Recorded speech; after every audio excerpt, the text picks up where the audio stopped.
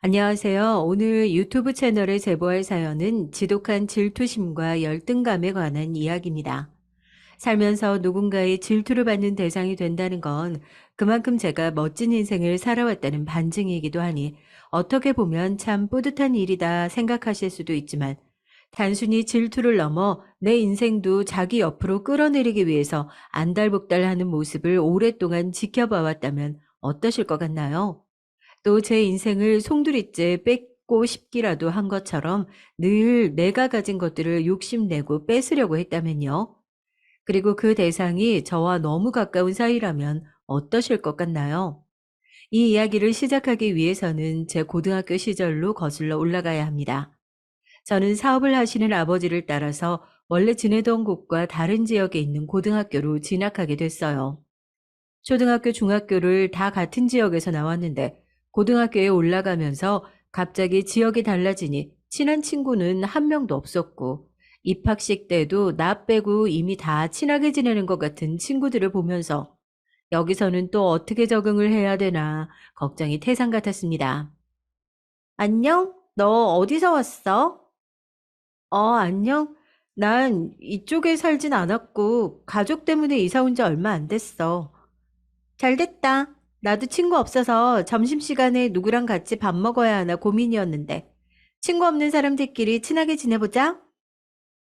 반에 와서도 혼자 덩그러니 앉아있는 저에게 누군가 살갑게 말을 걸면서 다가오더라고요. 그게 동서와 저의 지독한 악연의 시작이었습니다. 동서 이름이 특이해서 이름만 이야기해도 주변 사람들은 바로 다 알 것 같아서요. 익명의 힘을 빌려서 저희 동서의 이름을 진이라고 하겠습니다. 누군가 저에게 고등학교 1학년 입학식 첫날 반에서 진이를 처음 만난 날로 시간을 돌릴 수 있다고 한다면 전 망설임 없이 그 친절함으로 포장한 대화를 무시했을 거예요. 후회를 해도 많이 늦었지만 말이죠. 그렇게 진이와 저는 급속도로 가까워지기 시작했습니다. 저는 처음에 진이를 보면서 어렸을 때 잃어버린 자매가 아닐까? 아니면 하늘에서 단짝을 하라고 맺어준 수호천사 같은 사람이 아닐까 하고 생각했어요. 그 정도로 진이와 저는 좋아하는 음식부터 노래, 취미까지 다를 게 하나도 없는 사람이었으니까요. 진이랑 얘랑 가만 보면 진짜 쌍둥이 같지 않아? 둘이 밥 먹는 것도 똑같고 하는 행동도 엄청 비슷해. 가만 보면 얼굴도 좀 닮은 것 같기도 하고. 너네 둘이 뭐 출생의 비밀 숨겨놓고 그런 거 아니지? 하는 행동이나 뭐 턱 괴고 펜 돌리고 이런 습관이 아무리 비슷하다고 해도 얼굴이 다르잖아, 얼굴이. 진이는 뭐라고 해야지? 살짝 이등 같은 느낌이 있단 말이야. 야, 너네 친구가 돼서 무슨 그런 말을 그렇게 해. 얘가 어디를 봐서 2등이야? 나한테 진이가 정말 1등이란 말이야. 아, 말이 그렇다는 거지. 진이야, 너 기분 나쁜 거 아니지? 제 입으로 이런 얘기를 하는 게 참 쑥스럽기도 한데, 그래도 사실은 사실이니까요. 저는 학교 다닐 때부터 인기가 쭉 있었던 편이었어요. 어렸을 때부터 무용을 해서 팔다리도 길쭉길쭉하기도 했고, 외모도 그렇게 뒤떨어지는 편이 아니었으니까요. 그래서인지 본의 아니게 학창 시절에 저랑 단짝이었던 진이는 친구들에게 알게 모르게 비교를 많이 당했던 것 같아요.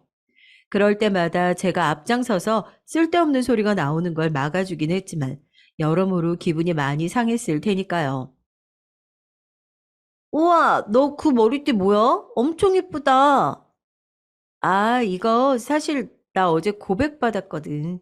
선물로 받은 머리띠인데 고백을 받아준 건 아니지만 그렇다고 선물까지 버리는 건 너무 미안하잖아. 그래서 해봤는데 어때? 잘 어울려? 지금이야 나이가 먹어서 예전만큼은 못하지만 학교 시간에 교문 앞에 서 있던 남학생들이 선물을 주고 고백을 하는 것도 당시에는 흔한 일이었어서 머리띠가 예쁘다고 칭찬을 해주는 친구에게 고백받았다는 이야기를 들려줬죠. 머리띠가 흔한 디자인이 아니어서 저도 엄청 마음에 들었었고 친구들도 너만큼 그런 디자인을 소화하는 애가 어디 있겠냐며 칭찬을 아끼지 않았죠. 그런데 다음날 학교에 온 진이가 저와 똑같은 디자인의 머리띠를 하고 제 앞에 앉아 있더라고요.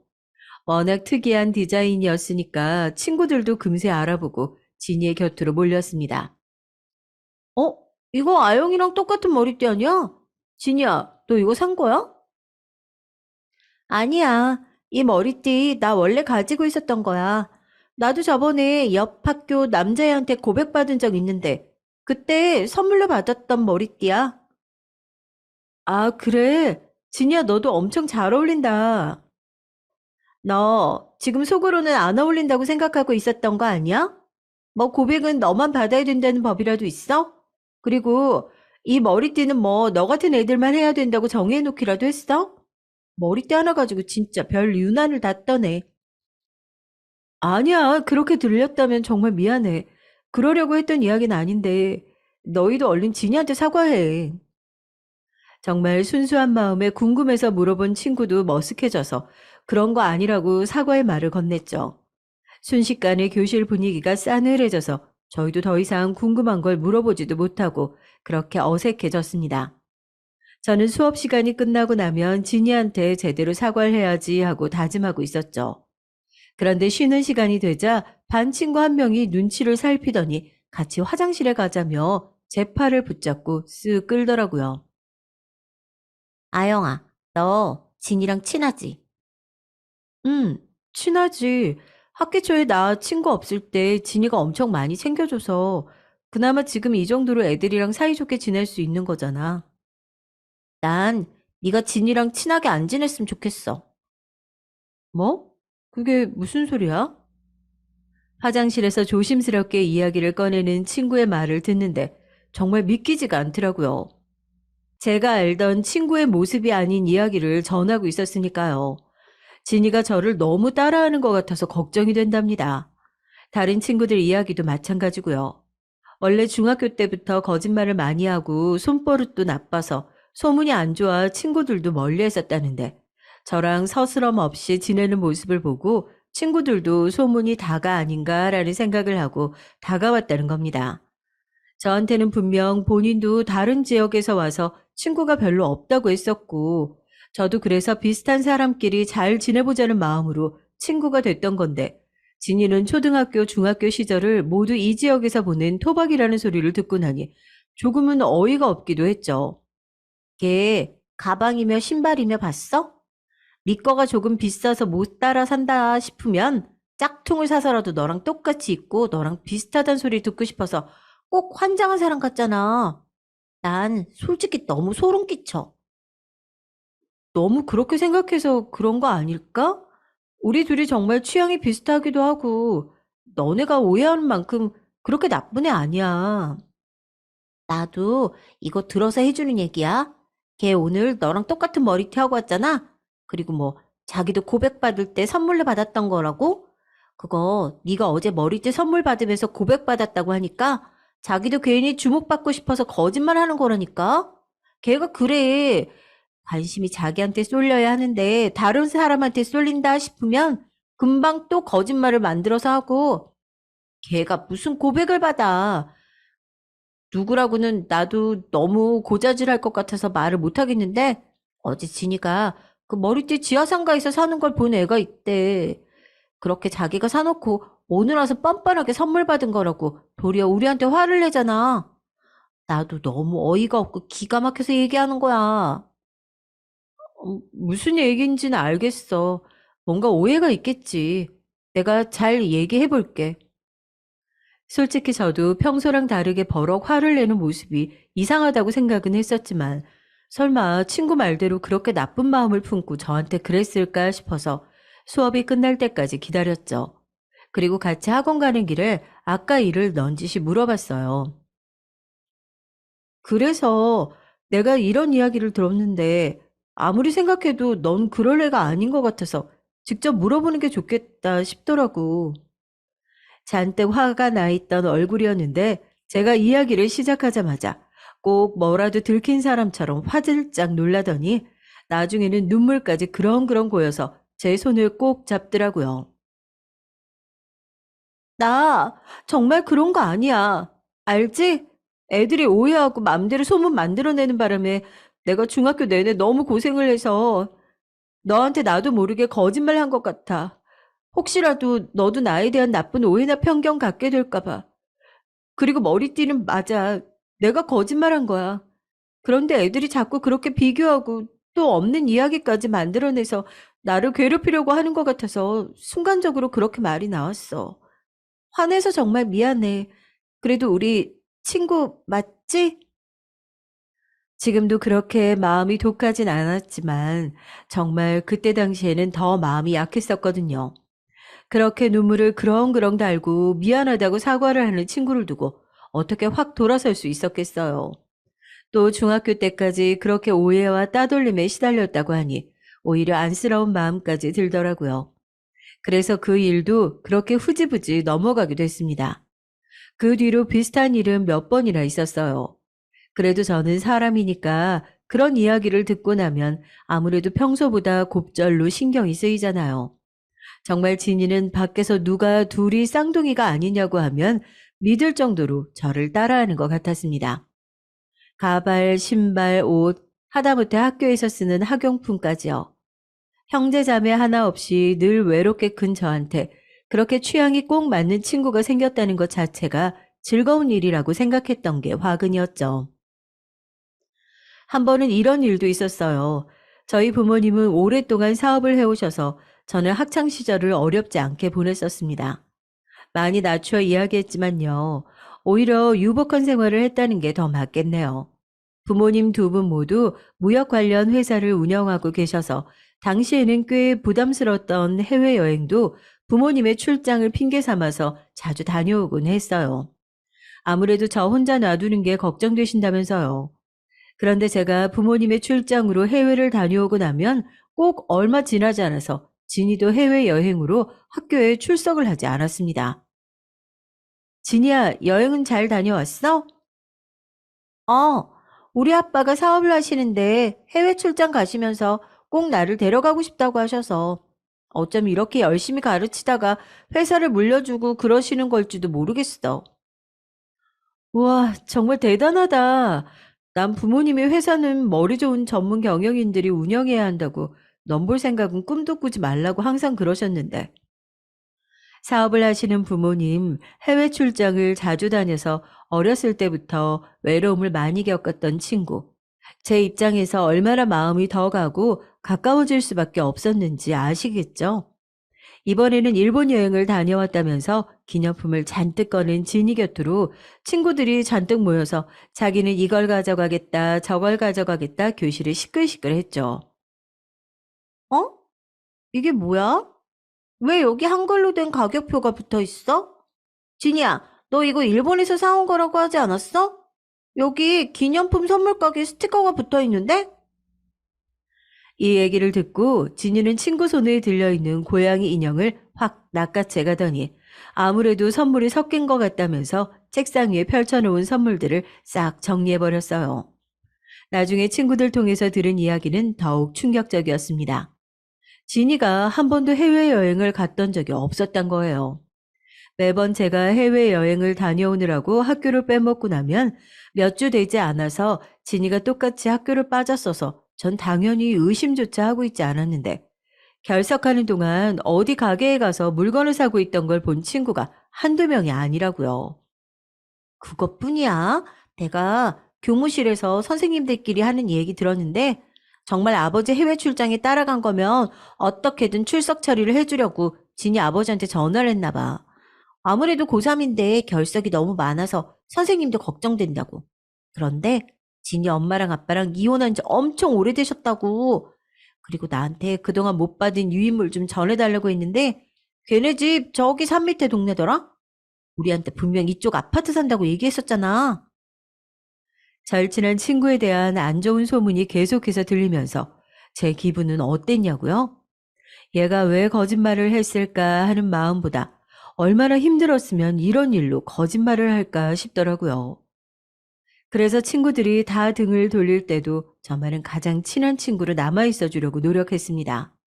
저를 따라한다는 것도 알고 있었고 저한테 마냥 좋은 감정을 가지고 있는 것이 아니구나 하는 것도 어렴풋이 알고 있었지만 그래도 이 상황에 저까지 없다면 정말 이 친구가 안 좋은 생각은 하지 않을까 하는 마음도 있었으니까요. 그리고 순진했던 저는 그 친구의 모든 행동에 악의는 없었을 거다. 그렇게 굳게 믿고 있었어요.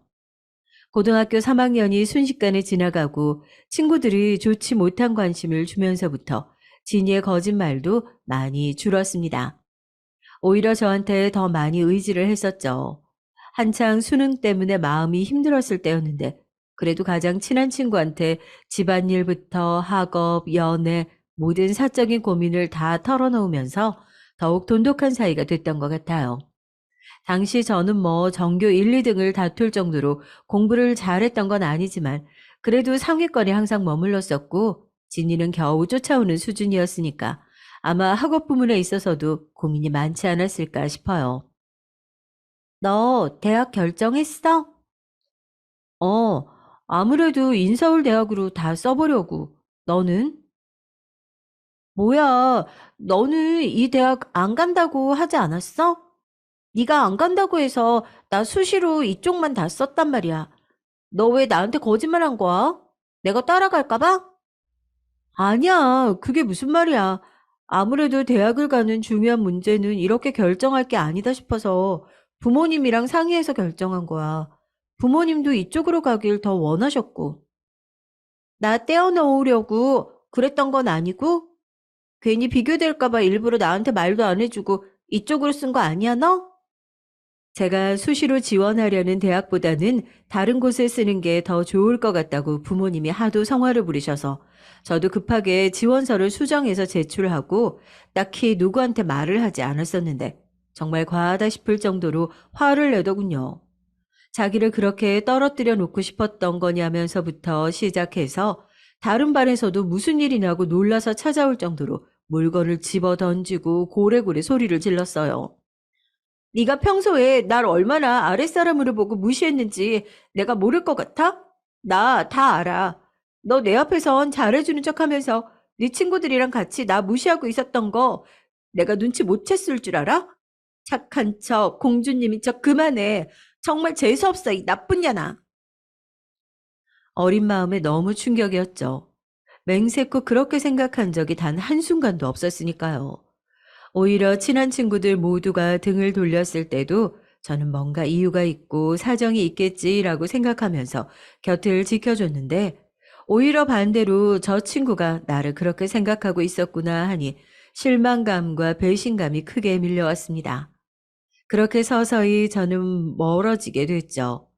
물론 제 행동이나 물건을 따라하는 버릇이 사라지진 않았지만 그래도 조금만 더 버티면 대학에 들어갈 거고 대학에 들어가고 나면 우리 질긴 악연도 끝나지 않을까란 생각에 버티고 또 버텼습니다. 그렇게 저는 인서울대학의 경제학과에 입학하게 됐어요. 물론 그 뒤에 진이한테 계속해서 연락이 오긴 했죠. 자기가 너무 말을 심하게 한 것 같다고 미안하다나 뭐라나. 사과를 받아주긴 했지만 예전처럼 자주 만나진 않으니까 이상하게 저도 숨통이 트이는 기분이 들더라고요. 정말 즐거운 학교 생활이었어요. 고등학교 3년 내내 진이가 옆에 붙어 있어서 제 교우 관계는 그야말로 좁디 좁았는데 여러 친구들도 만나고 학과 생활도 하면서 제대로 된 대학 생활을 즐기고 있구나 했죠. 물론 어느 정도 마음도 풀렸고 하니 예전만큼은 아니더라도 종종 연락을 하면서 그렇게 지냈었죠. 그렇게 1년이 지나고 제가 2학년으로 올라가던 해 신입생 환영회에 간 저는 자리에 앉아있는 사람을 보고 그야말로 기절할 뻔했습니다. 저 멀리서 엄청 반갑게 웃으며 손을 흔드는 건 분명히 고등학교 3년 내내 저와 함께 붙어 있고 저를 그렇게 질투하던 지인이었으니까요. 짜잔, 서프라이즈. 사실 기숙사 들어갈 때까지 비밀로 하려고 했는데 오늘 너 신입생 환영회 간다는 이야기 듣고 불이 나게 왔지. 놀랬어? 좀 놀라긴 했어. 우리 이제 또 단짝처럼 붙어 있을 수 있겠다. 내가 여기 들어오려고 재수하느라 얼마나 힘들었는 줄 알아? 그래도 너 있어서 정말 다행이다. 고등학교 땐 내가 너 친구들 사귀는 거 도와줬었는데 이제 네가 그 은혜 갚는 거다. 이쯤 되면 사연을 듣는 분들께서도 어렴풋이 느끼시고 있죠? 네, 저는 솔직히 좀 무섭기까지 했어요. 이렇게까지 나를 따라다니는 이유가 뭘까? 대체 내가 뭘 했길래 이 친구는 혼자서 나를 그렇게 질투를 했다가 좋아했다가 미워했다가 하는 걸까? 한번 신경이 쓰이니까 친구가 절 따라하는 모습이 눈에 너무 들어오더라고요. 제가 얘가 정말 내 친구가 아닐 수도 있겠다. 나에 대한 마음이 정상이 아니구나 하고 느꼈던 계기는 따로 있습니다. 제가 2학년 겨울방학을 앞두고 진이가 1학년이었을 당시에 저에게도 좋은 선배가 생겼어요. 같이 학회를 하는 4학년 선배였는데 그 선배 때문에 평소에 관심도 없는 학회에 들어가서 간사 역할까지 맡아가면서 엄청 열심히 일을 했었던 기억이 있죠.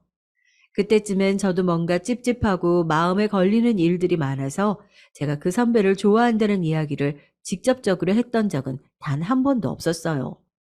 그런데 왜 기침이랑 사랑은 숨길 수가 없다고 그러잖아요. 그게 표가 났었나 봐요. 너 저 선배 좋아하지? 아니야. 나 진짜 저 선배 안 좋아해. 아니긴 뭐가 아니야. 너 왜 갑자기 나한테 거짓말하고 그래? 내가 너 딱 보면 몰라? 잘 되게 해달라고 도와달라고 하면 될걸. 내가 너랑 잘 되는 남자 뺏어가는 것도 아닌데 뭘 그렇게 경계하고 싫어하냐? 아니, 그냥 나 혼자 짝사랑하는 거야. 뭐 잘 되고 싶은 마음도 없어. 사실 저도 학회 활동을 하면서 그 선배도 저한테 마음이 있는 건 아닐까 의심하고 있었던 터라서 더 신중했었거든요. 정말 진중하고 좋은 곳에 취업 예정이라고 하고 뭔가 배울 점도 많은 것 같고 해서 잘 됐으면 좋겠다고 생각하고 있었고 그렇기 때문에 섣불리 먼저 마음을 전해서 그 관계를 망치고 싶지도 않았어요. 때가 되면 정말 내 마음을 제대로 고백해야지 했었거든요. 그런데 분명 저한테 마음이 있었던 거라고 확신했었던 선배가 어느 날부턴가 저를 멀리하기 시작하더라고요. 뭔가 이상하단 걸 느끼곤 있었죠. 평소라면 제가 학교에 오자마자 제 옆에 붙어서 시시콜콜한 이야기를 하고 좋아하는 음료수를 건네주고 할 사람이 아무런 말도 없이 제가 오자마자 회실을 나가버렸으니까요. 좋아하는 사람한테 제대로 고백도 못 해보고 차인 것 같은 기분에 진이에게 술을 한잔 하자고 했죠. 마침 진이도 저한테 꼭 해야 할 말이 있다고 하면서 자기 집으로 오라고 하더라고요. 내가 그렇게 고백도 못하고 차일 줄 누가 알았겠어. 여자 둘이서 원룸에 앉아서 훌쩍거리면서 소주를 기울이고 있는 그림을 상상하면 정말 웃기지 않으세요? 저도 알딸딸하게 취해가고 있는데 갑자기 맞은편에 앉아서 소주를 마시던 진이가 저한테 정말 미안하다면서 무릎을 꿇고 오열을 하는 게 아니겠어요? 정말 미안해. 너한테 너무 미안해서 뭐라고 해야 될지 모르겠어. 사실 나 어제 그 선배가 잠깐 같이 술 마실 수 있냐고 해서 나갔었거든? 그런데 엄청 취해서는 사실 나를 엄청 좋아했었다고 고백을 하더라고. 네 생각에 미안해서 당연히 거절했지. 그런데 그 선배가 자기가 너무 취한 것 같다면서 우리 둘이 어디 숙박업소에 가는 것도 이상하지 않겠냐고. 우리 집 가서 뜨거운 차 한 잔만 얻어 마시고 정신 차리고 찜질방이라도 가겠다고 하더라고. 그래서 아무 의심 없이 우리 집으로 데려왔는데 갑자기 강제로 키스를 하질 않나. 바지를 벗고 나 진짜 차마 말 못하겠어. 저거 봐. 어제 그 선배 우리 집에 속옷도 놓고 갔어. 나 진짜 어떻게 해야 될지 모르겠어서 네가 이따가 저것 좀 버려주면 안 돼? 이야기를 듣는데 술이 확 깨더라고요. 그동안 제가 봐왔던 선배의 모습은 대체 뭐였을까요? 저한테 그렇게 젠틀하고 다정하게 대하던 모습은 온데간데 없이 친구를 겁탈하려고 했었다는 이야기를 듣고 나니 머리가 망치로 한 대 3개 얻어맞은 것처럼 띵 했습니다. 저한테 연신 미안하다고 사과하는 친구를 달래면서 네가 대체 뭐가 미안하냐. 쓰레기 같은 건 그 선배인데 그런 사람을 잠시나마 좋아했던 게 너무 후회스럽다고 이야기했죠. 그렇게 큰일을 당할 뻔했는데도 제가 좋아하는 사람이랑 그런 일이 있었다는 걸 미안해하는 친구에게 오히려 제가 더 미안한 마음이 들었습니다. 그리고 그 선배가 그런 이유로 저를 피해 다녔구나 생각이 들어서 어이가 없고 기가 차더라고요. 그런 쓰레기 같은 사람을 좋다고 졸졸 쫓아다닌 게 너무 후회스러웠습니다. 어디 가서 말하지 말라고 자기가 너무 수치스럽다고 하는 친구에게 새끼손가락까지 걸면서 내가 어디 가서 이런 얘기하고 다닐 사람으로 보이냐고 안심을 시켜주고 그 속옷까지 헌옷 수거함에다 제 손으로 버려줬어요. 속옷이 꼭 새로 산 것 같긴 했는데 속으로 그랬었죠. 아주 작정을 하고 왔구나 하고요. 진이도 어느 정도 마음이 진정됐는지 저한테 계속 신신당부를 하더라고요. 그 선배 아직 졸업도 안 했는데 나갈 때 엄청 겁을 주고 나갔었거든. 절대 말하지 말라고. 괜히 소문나면 솔직히 여자인 내 이미지만 안 좋아질 수 있잖아. 그러니까 너도 어디 가서 절대 말하면 안 돼? 알았지? 괜히 그 선배 귀에 들어갔다가 열받아서 나 진짜 망해보라고 학과에다 소문이라도 내면 어떡해. 걱정하지 말래도 그러네. 솔직히 경찰에 신고해야 될 만한 이야기인데 네가 그렇게 나한테 신신당부를 하니까 나도 꼭 약속 지킬게. 걱정하지 마. 전 그렇게 그 선배의 졸업식이 있는 날까지 친구와의 약속을 지켰습니다. 실망감은 물론이고 한 공간에서 얼굴을 마주치는 것 자체가 너무 싫고 화가 나서 학회도 그만뒀죠. 그런데 졸업식 날 갑자기 그 선배가 꼭 해야 될 말이 있다면서 집 앞으로 잠시만 나와줄 수 있냐고 하는 겁니다. 솔직히 나갈까 말까 고민이 많이 되긴 했었는데 그래 저 쓰레기가 마지막까지 어떤 변명을 할까 궁금해서 그래서 나갔습니다. 골목에 있는 눈이 다 녹지 않을 정도로 추운 날씨였는데 얼마나 집 앞에서 기다린 건지 사람이 꽃다발 하나 들고 꽁꽁 얼어 있더라고요. 집에서 몸이라도 좀 녹이라고 할까 하다가 친구 이야기가 생각나서 마음을 더 굳게 먹었습니다. 여기까진 어쩐 일이세요? 네가 날 얼마나 싫어하는지 진이한테 들어서 잘 알고 있어.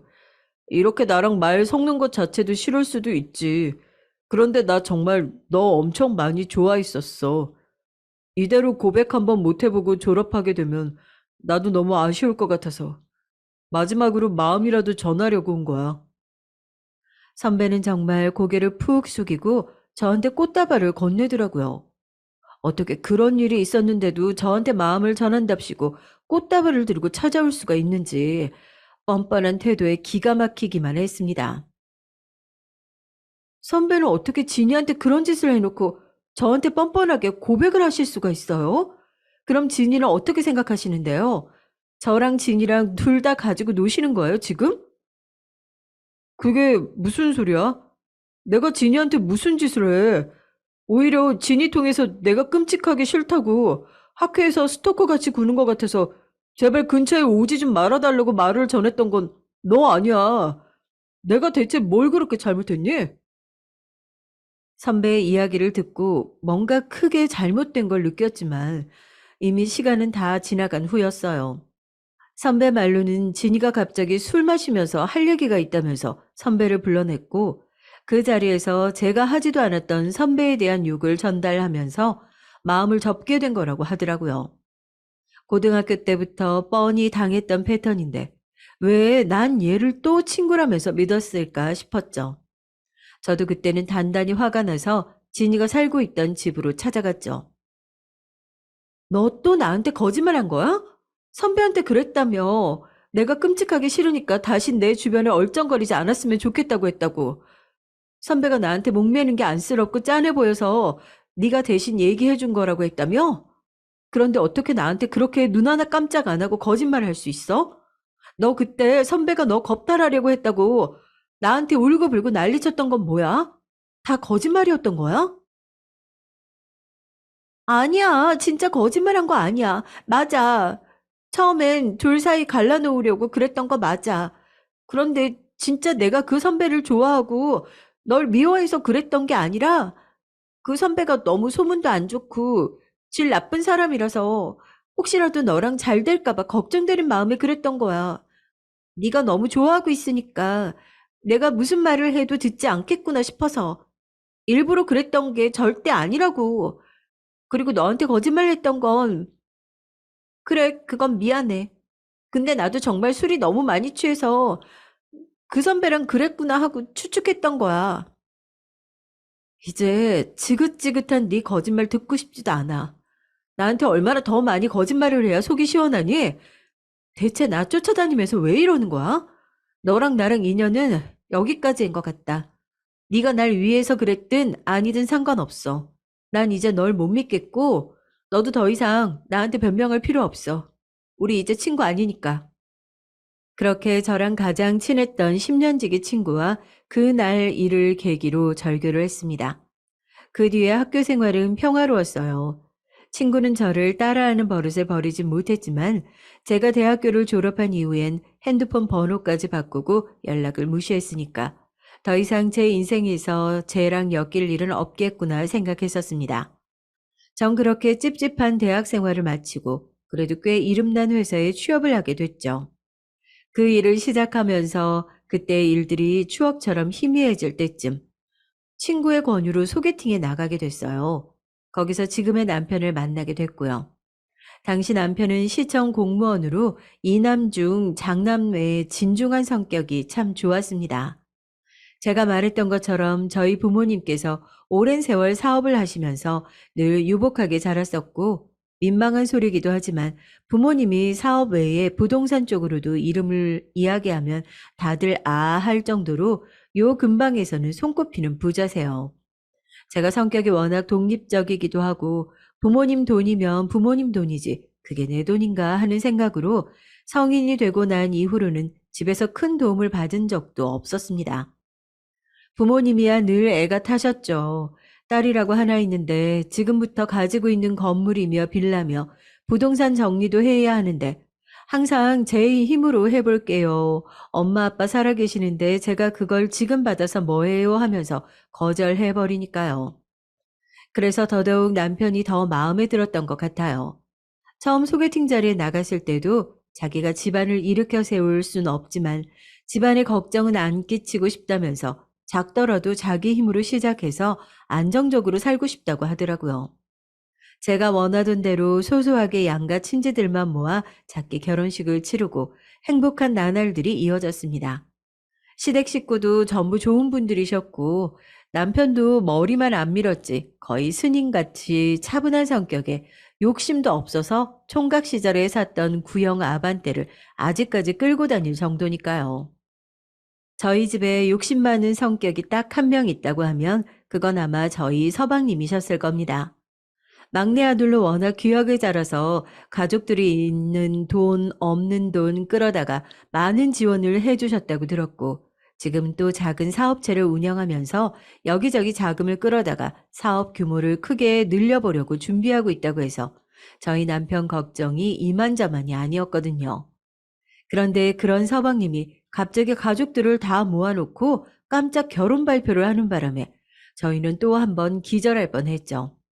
대체 어떤 여자길래 이렇게 푹 빠져서 속전속결로 결혼 준비를 하나 했었는데 여러분 혹시 예상이 되시나요? 전 정말 상견례 자리에서 이제 다 끝난 인연이라고 생각했던 그 얼굴을 마주하게 됐을 때 세상이 절 두고 장난을 치는 거다라는 생각이 들 정도였습니다. 네, 맞아요. 제 동서가 될 사람이 학창 시절 저를 끔찍하게 질투하고 따라다녔던 한때는 저의 절친이었던 친구 진이었던 겁니다. 어머, 이게 무슨 인연이야? 안 그래도 우리 여보가 형수님 얘기를 할 때마다 너랑 참 비슷하다고 생각하긴 했는데 정말 너일 줄은 꿈에도 몰랐다. 그러게, 우리 인연도 참 질기네. 어쩜 이런 일이 있다지? 학창 시절에 있었던 이야기 가족들한테 했냐고요? 당연히 안 했죠. 이젠 싫으나 좋으나 가족이 될 사람인데 괜히 제가 이야기를 꺼내서 깎아내려봤자 저랑 제 남편 얼굴에 침 뱉는다는 생각만 들고 서방님은 어쩌다 저런 여자랑 결혼을 하게 됐을까 속으로만 안타까워하고 말았어요. 둘이 결혼을 하고 진이가 정식으로 제 동서가 되고 난 이후 그때부터 진정한 스트레스의 시작이었습니다. 어머, 그 가방은 뭐예요, 형님? 못 보던 건데. 별거 아니야. 우리 얼마 전에 결혼기념일이었거든. 남편이 그동안 비상금 모은 거라고 작은 선물 하나 해줬어. 그래요. 좀 작긴 하다. 그래도 예쁘네. 형님한테 잘 어울려요. 어쩜 그렇게 형님 소리가 잘도 나오는지. 그 뒤엔 뭐 제가 얘기 안 해도 뻔히 아시겠죠? 이제 한 식구가 됐으니까 가족끼리 만날 일도 많겠다. 하필이면 저희 집이 서방님 집이랑 차로 15분 거리에 있어서 가까운 거리에 왕래도 작겠다. 동서 입장에서 절 따라할 수 있는 절호의 찬스 아니겠어요. 잠시 떨어져 있는 동안 어쨌나 싶을 정도로 저희 집 문지방이 닳도록 오더라고요. 한 번은 같이 쇼핑을 가자길래 평소에 잘 하지 않던 남편이 사준 명품백을 들고 나갔더니 예쁘다며 이리저리 매보고는 저한테 돌려주더라고요. 별 다른 반응이 없길래 이건 따라하기에 별로인가 했더니 무슨 말씀. 다음 가족 모임 때 저랑 똑같은 가방을 사이즈만 더 크게 해서 들고 나왔더라고요. 너희는 형님 동서지간끼리 사이가 참도 좋은가 보다. 가방도 둘이 똑같은 걸 들고 나왔네. 같이 쇼핑이라도 다녀온 거냐? 제가 집에서 살림하느라 너무 고생하는 것 같다고 이가 하나 사줬어요. 어머, 형님, 그거 스몰 사이즈 아니에요? 매장 가니까 스몰 사이즈는 명품 티가 하나도 안 나는 돈 낭비라고 하던데. 아주버님한테 미리 말씀 좀 드려서 한 사이즈 큰 걸로 사시지. 가격도 끽해야 150만 원밖에 차이가 안 날 텐데요. 전 한 번도 공무원인 저희 남편 씀씀이 때문에 불편함을 느껴본 적이 없어요.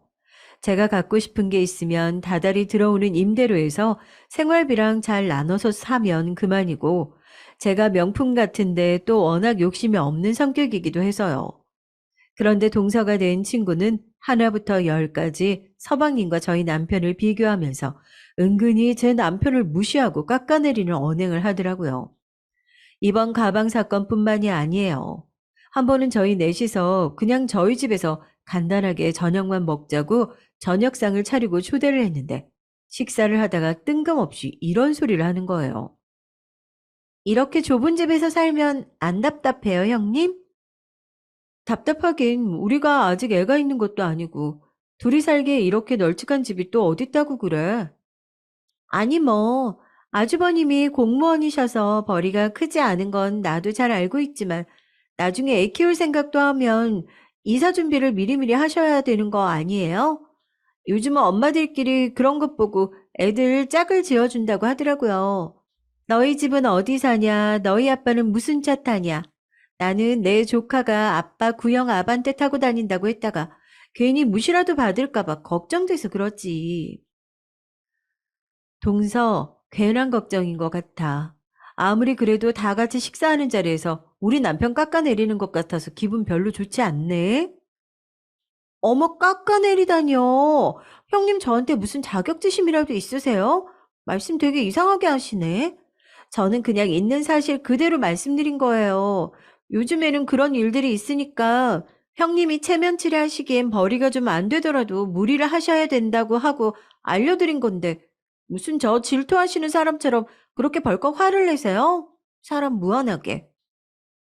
기가 차죠. 대체 누가 누굴 질투하고 누가 누구한테 자격지심을 가진다는 건지. 평소였으면 그냥 조용히 넘어가고 말 일이었을 텐데 쓸데없는 소리에 저는 남편이 자존심에 상처라도 입었을까봐 그날따라 울컥해서 한 소리 하고 말았죠.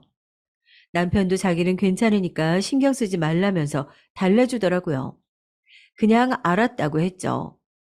그런데 그날 저녁 저희 동창 단톡방이 뜬금없이 울리더라고요. 발신자는 저희 동서였습니다.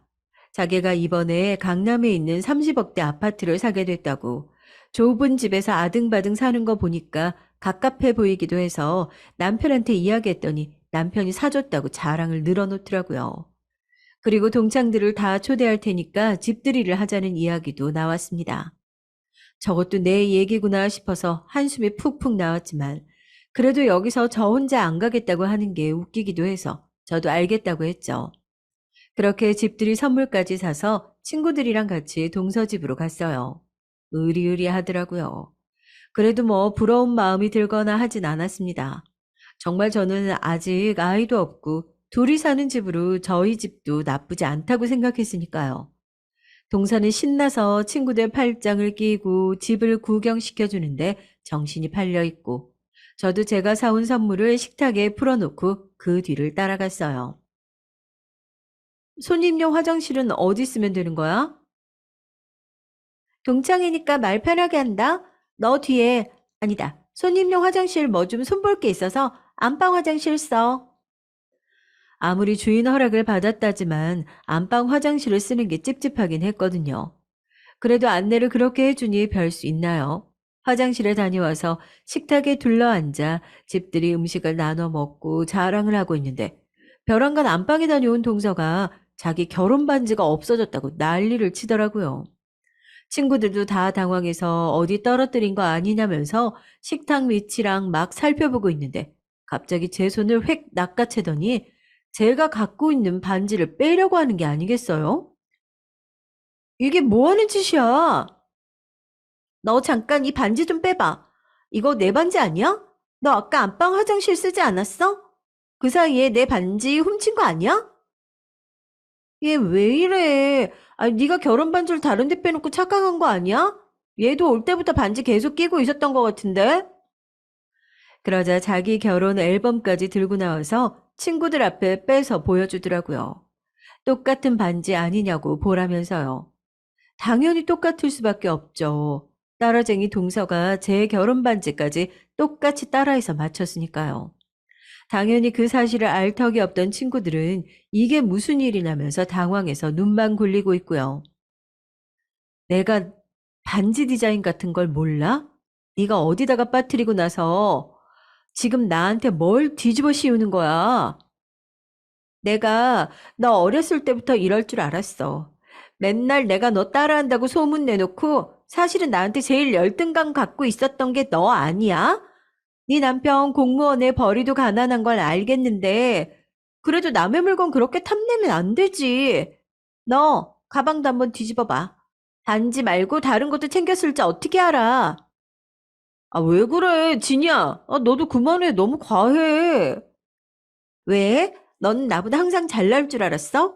그래서 내가 사모님 소리를 듣게 되니까 내 인생을 못 훔치겠고 반지라도 훔치고 싶든?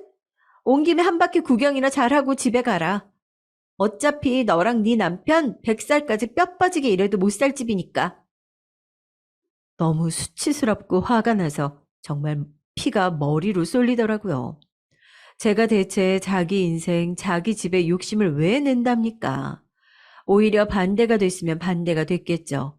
제 욕만 하고 비아냥거렸으면 저도 늘 그랬다는 듯이 시끄러운 일 만들고 싶지 않아서 참고 넘어갔을 텐데 뻔히 가족이 된 마당에 자기 아주버님인 제 남편까지 까내리는 태도를 보고서 여기서 또 참고 넘어가면 저만 호구가 되는 게 아니라 저희 가족까지 다 호구가 될 것 같더라고요.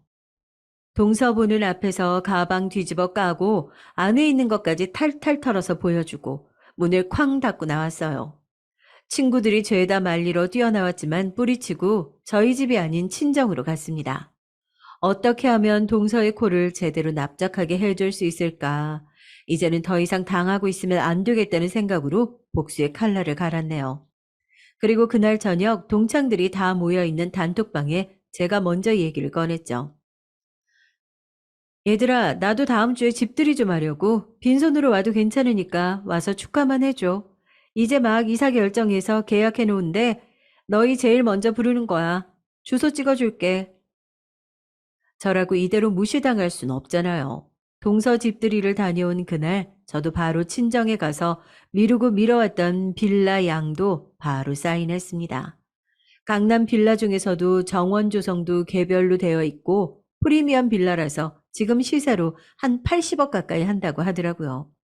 한 번도 좋은 집, 좋은 차 욕심을 내본 적이 없었는데 돈으로 저를 찍어 누르려고 하는 동서의 태도를 보니까 저도 동서가 그렇게 환장하는 돈으로 뭔가를 보여줘야겠다 싶은 생각이 확 드는 거 아니겠어요? 며칠이 지나고 드디어 대망의 집들인 날.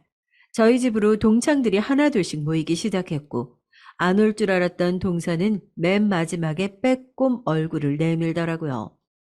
정말 사연을 듣고 계신 분들이 들어오는 동서 표정을 볼 수 있었으면 좋았을 텐데 저는 거의 20년 가까이 묵은 채증이 내려가는 기분이었어요. 저희 집을 둘러보더니 입을 떡 벌리고 믿을 수 없다는 듯이 집을 살피고 안 있고 하는데 가관도 그런 가관이 없었다니까요. 제가 안내도 안 했는데 2층에 올라가서 이 방 저 방 문을 열어보고 심기는 불편한데 꼬투리 잡을 게 없는지 입만 꾹 다물고 씩씩거리는데 정말 볼만했습니다. 세상에, 이런 집은 얼마 정도 해? 나도 양도받은 거라 잘은 모르겠는데 지금 시세로 80억 정도 하나 봐? 야, 저번 주에 지니 집도 좋다고 생각했는데 80억? 세상에 거의 3배 가까이 되는 거잖아. 네가 하도 수수하게 하고 다녀가지고 이런 집엔 욕심도 없는 줄 알았는데.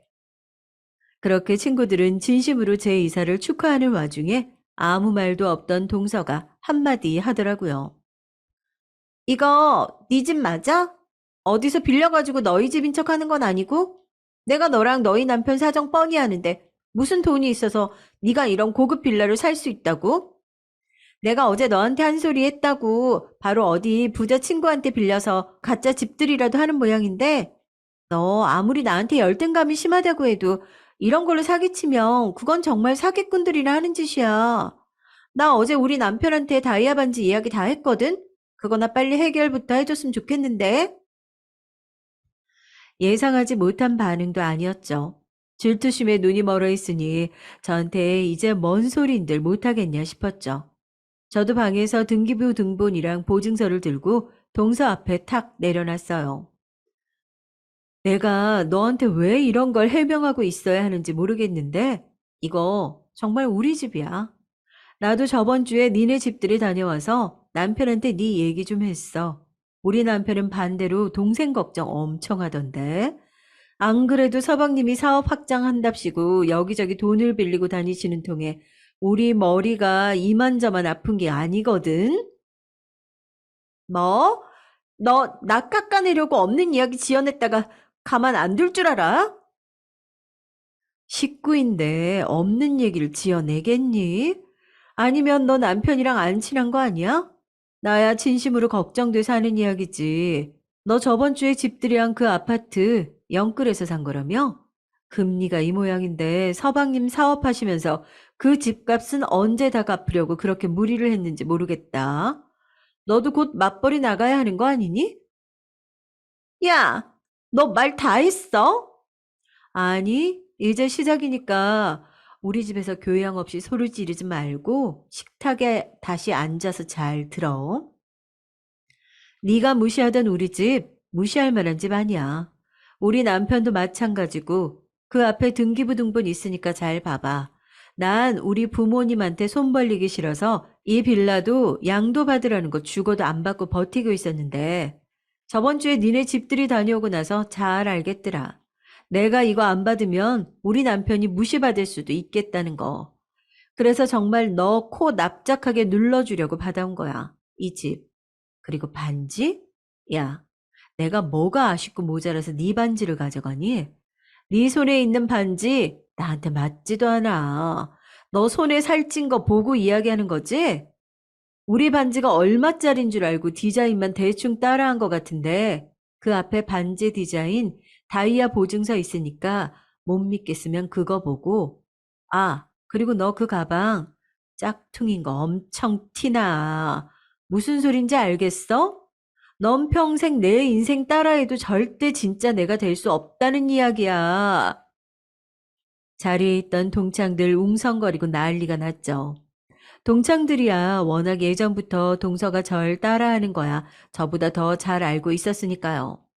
설마 열등감에 이런 짓까지 했을 줄이라곤 상상도 못했었나 봐요. 동서는 이제야 창피한 걸 좀 알겠는지 얼굴이 시뻘겋게 달아올라서는 네가 뭘 아냐 내 거 중에 가짜가 어디 있냐 난리를 치더라고요. 하도 시끄러워서 제가 직접 비교해보라고 제 거 진품 가방 가져다 줬어요. 나 그거 박스도 안 깐 새 거야. 한번 비교해봐. 준이야, 너 이거 백화점에서 샀다고 하지 않았어? 백화점에서 산 거 맞아. 집에 찾아보면 영수증도 있을걸? 야, 너 그 백화점 어디야? 앞장서. 아, 얘네 완전히 짝퉁 팔아놓고 진품이라고 속인 거 아니야? 이거 잘만 하면 백화점 상대로 고소해야 될 수도 있겠다. 우리 남편 변호사인 거 알지? 내가 도와줄 테니까 우선 나랑 지금 백화점으로. 아, 됐어. 집들 너네끼리 마저 해. 눈치 없는 친구 한 명이 먼저 백화점에 앞장선다고 난리를 피우는 통에 동서는 입술만 잘근잘근 씹다가 가방을 확 낚아채서 먼저 나가버리더라고요. 그 뒤에 친구들은 제가 언젠가 저렇게 열등감이 폭발할 날이 올 줄 알았다면서 혀만 끌끌 차고 오늘 보니까 동창 단체 카톡방에서도 나가버린 것 같아요. 여태까지 사과 연락 한 줄 없는 거 보면 괘씸하기도 한데 또 제 나름대로 통쾌한 복수를 날린 것 같아서 속 시원한 게 먼저긴 하네요. 동서랑 저랑 즐긴 악연은 가족이 된 이상 쉽게 끊어지진 않을 것 같아요. 하지만 저도 이제 당하고 있지만은 않으려고요. 저랑 제 가족의 명예를 실추시키는 일이 또다시 생긴다면 그땐 지금보다 더한 시간과 돈을 들여서라도 꼭 동서의 버르장머리를 제대로 고쳐줄 예정입니다. 뱁새가 황새 따라가면 가랑이가 찢어진다는 말처럼 평생 제 인생을 뱁새처럼 따라오는 동서도 이제 그냥 놔주려고요. 가랑이가 찢어지는 건 제가 아니라 동서잖아요. 그리고 또다시 그런 일이 있다면 그때도 채널에 사연을 보내는 거 꼭 잊지 않을게요. 동서가 이 사연을 들을 일은 없겠지만 꼭 남의 인생을 훔쳐 사는 게 아니라 본인 인생을 살았으면 진심으로 조언하면서 사연 마무리합니다. 안녕하세요. 저는 슬아의 딸 둘, 아들 하나를 두고 있는 60대 중반 여자입니다. 이런 글을 처음 써봐서 떨리는데요. 매일 남의 사연만 즐겨보던 제가 이렇게 사연을 보내게 된 이유는 얼마 전 저의 인생에 큰 전환점이 된 기적이 일어났기 때문입니다. 그 일이 일어난 이후 저의 삶은 말 그대로 180도 바뀌게 됐는데요. 지금의 그 슬프기도 하면서 너무 행복한 이 기분을 말로 표현하기가 참 어렵네요. 아무래도 처음부터 얘기하는 게 좋겠죠? 잘 들어주셨으면 좋겠습니다. 우선 애들 아빠에 대한 이야기부터 해볼게요. 저는 남편과 15년 전에 이혼을 했어요. 결혼하고 이혼하기까지 과정은 이렇습니다. 남편은 어릴 적 같은 동네에 살던 오빠예요. 어릴 때부터 저를 잘 챙겨주고 놀아주곤 했죠. 저는 사춘기에 접어들면서부터 키도 크고 다정한 남편을 짝사랑하게 됐어요. 하지만 쑥스러움이 많던 저는 저의 마음을 남편에게 표현하기 어려웠습니다. 남편은 또래 여자애들한테 인기도 많았고 또 저를 동생 이상으로는 생각하지 않는 듯 해서 괜히 마음을 고백했다가 거절당할까봐 무서웠거든요. 그렇게 제 마음을 전하지 못한 채 시간이 흘러 저는 20살이 됐습니다. 남편은 저에게 성인이 된 기념으로 술 마시는 법을 알려주겠다고 하더라고요. 술? 너 아직 술 마셔본 적 없지? 내가 알려줄게. 남편의 제안을 거절하지 않았어요. 오히려 좋았죠. 좋아하는 사람이 나와 시간을 보내자고 하는 거니까요. 그런데 그날 저와 남편은 술 기운에 그만 실수를 하고 말았습니다. 그리고 저는 임신을 하게 됐어요. 남편은 그 당시 여자친구도 있었고 저한테는 이성적 관심도 없었지만 뱃속의 아이 때문에 어쩔 수 없이 여자친구와 헤어지고 저와 결혼하게 됐습니다. 하지만 남편은 저와 결혼한 것을 행복해하지 않아 했어요. 남편이 평소에 사귀던 언니들을 보면 저와는 정반대 스타일이었거든요. 저에게 말은 하진 않았지만 아마 그날 저에게 술을 가르쳐 주겠다고 했던 일을 뼈저리게 후회하고 있었을지도 모릅니다. 저는 남편이 저를 별로 좋아하지 않는다는 것을 알고 있었지만 그래도 오랫동안 짝사랑한 오빠가 제 남편이 되었다는 게 너무너무 행복했어요. 남편 입장에서는 사랑이 없는 결혼이다 보니 남들처럼 신혼이라고 뜨겁고 알콩달콩한 그런 맛은 없었습니다. 솔직히 섭섭하긴 했어요. 서운하기도 했고요. 남편은 무미건조한 그냥 그 모습 그대로를 늘 유지했으니까요. 여보, 나 복숭아가 먹고 싶은데. 여보, 오늘 바빠요? 오늘은 일찍 들어오면 안 되나? 그래도 참 다행스러운 건 임신한 저를 배려해서 먹고 싶어 하는 음식도 자주 사다 주고 팔다리를 주물러 주기도 했어요. 사랑은 없는 결혼 생활이지만 남편이 매몰찬 심성은 아니었던 거죠. 그리고 저는 몇 달 뒤 예쁜 아이를 출산했습니다. 예쁜 공주님이었어요. 저는 세상을 다 가진 것 같았습니다. 그리고 원래도 아기를 좋아하던 남편은 아이를 보자마자 눈에서 꿀이 떨어지는 듯 하더라고요. 한 번도 저에게 보여준 적 없는 눈빛이었습니다. 시아버진 딸 아이라 실망한 눈치였지만 남편은 그럴 때마다 딸이 어떠냐며 자기는 딸 바보 아빠가 되고 싶다고 했어요. 우리 애기 너무 이쁘다. 우리 애기 먹여 살리려면 내가 열심히 일해야겠네. 그렇게 아이를 출산하고 저는 남편과 무난한 결혼 생활을 이어나갔습니다. 그 뒤로 딸 하나, 아들 하나를 더 낳아 3남매를 키우게 됐죠. 결혼한 지 한참이 되었는데도 남편은 저를 여자로 봐주지 않더군요. 그저 내 아이의 엄마로만 생각하는 것 같았습니다. 저는 그런 남편에게 섭섭했지만 사람 마음이 마음대로 되는 게 아니니까 어느 정도는 포기하고 지냈어요. 저에게 사랑을 주진 않았지만 그래도 남편 역할, 아빠 역할을 톡톡히 잘 해주고 있었거든요.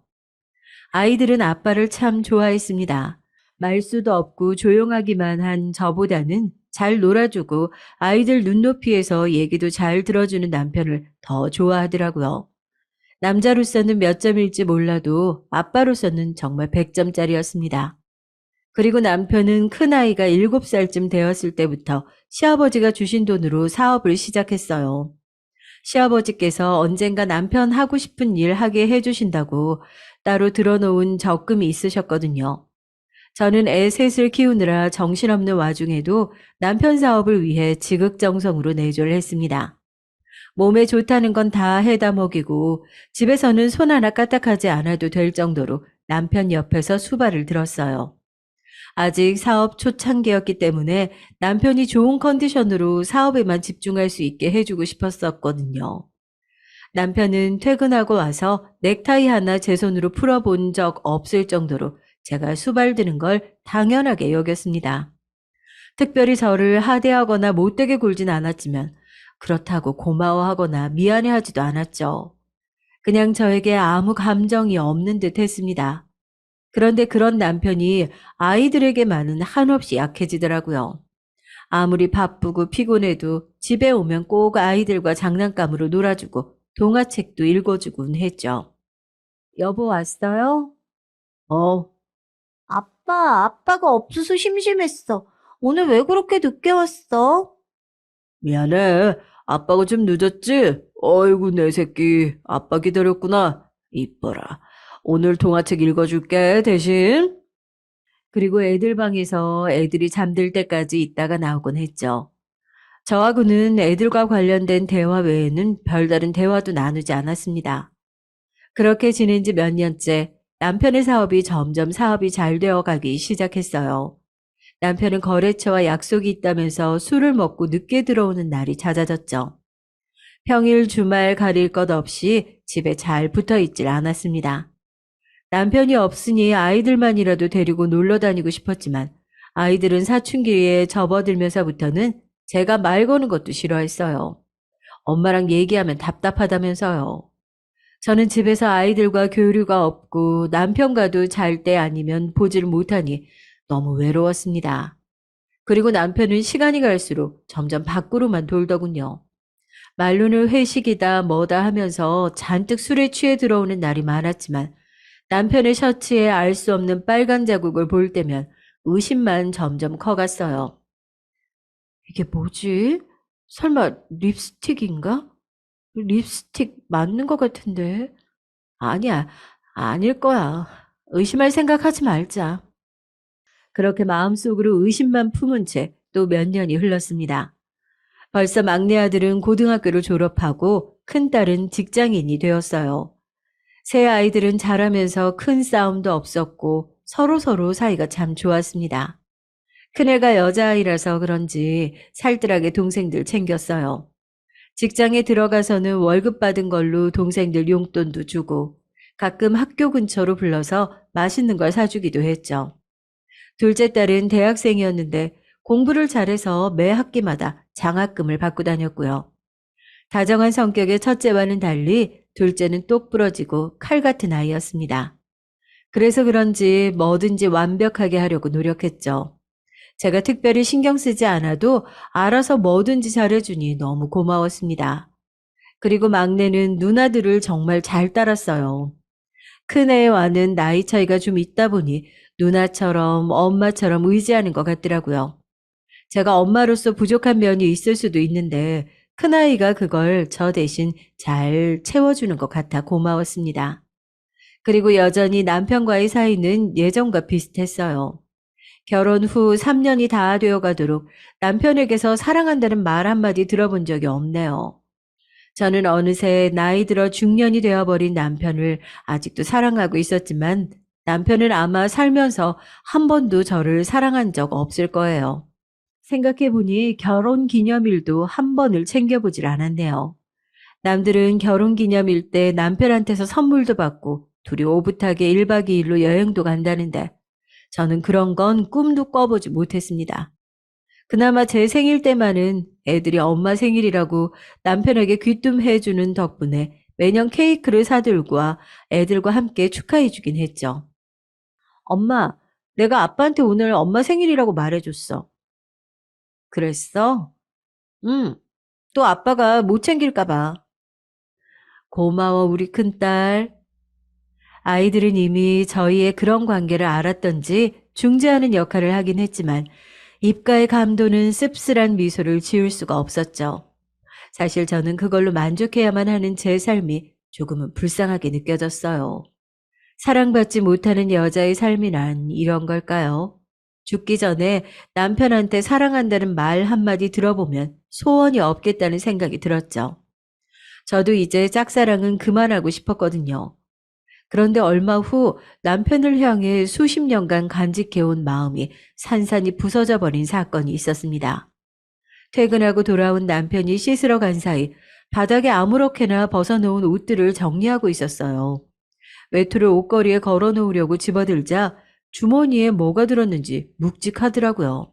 그래서 남편 외투 주머니에 손을 넣어보자 처음 보는 휴대폰이 있었습니다. 저는 이게 뭐지 싶어서 휴대폰을 열어봤어요.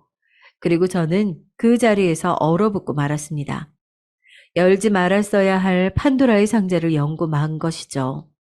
휴대폰의 문자 메시지 화면은 어떤 여자와 주고받은 문자가 한가득이었습니다.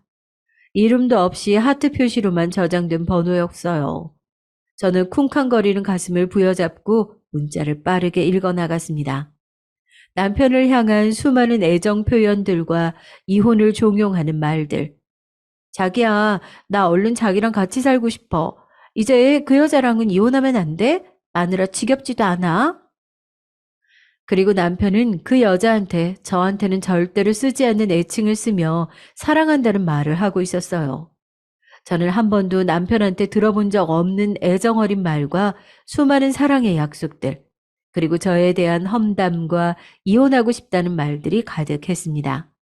그리고 이어지는 남편의 문자는 가히 충격적이었어요. 애들 엄마는 그냥 애들 엄마일 뿐이야. 마누라랑 사는 거 지겨워 죽겠어. 사랑하지도 않는 사람과 살 부대끼며 사는 생활 정말 지옥이었어.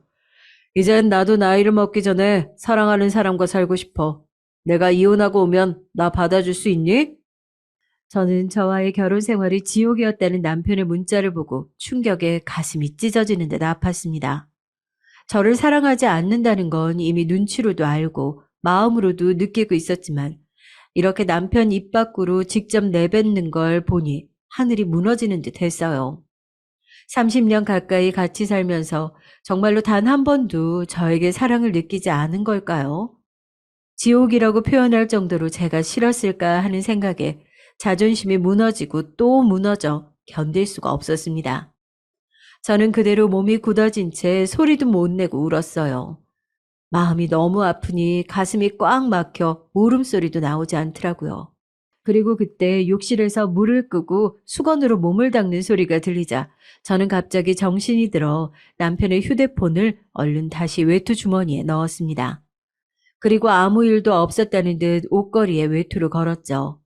씻고 나온 남편은 뻘개진 눈으로 옆을 지나간 저를 보았으면서도 제가 울었다는 것을 눈치채지 못하더라고요. 얼마나 관심이 없었으면 얼굴에 대놓고 나 울었소 하고 써 있는데도 그걸 모를까 싶었습니다. 저는 그런 남편의 모습을 보자 정말 남편에게 나는 아무것도 아니구나 하는 생각에 가슴이 쿡쿡 찔린 듯 아팠습니다. 그리고 저는 다음날 동이 틀 때까지 잠이 들지 못한 채 베개에 얼굴을 파묻고 숨죽여 울면서 손톱만 물어뜯었죠.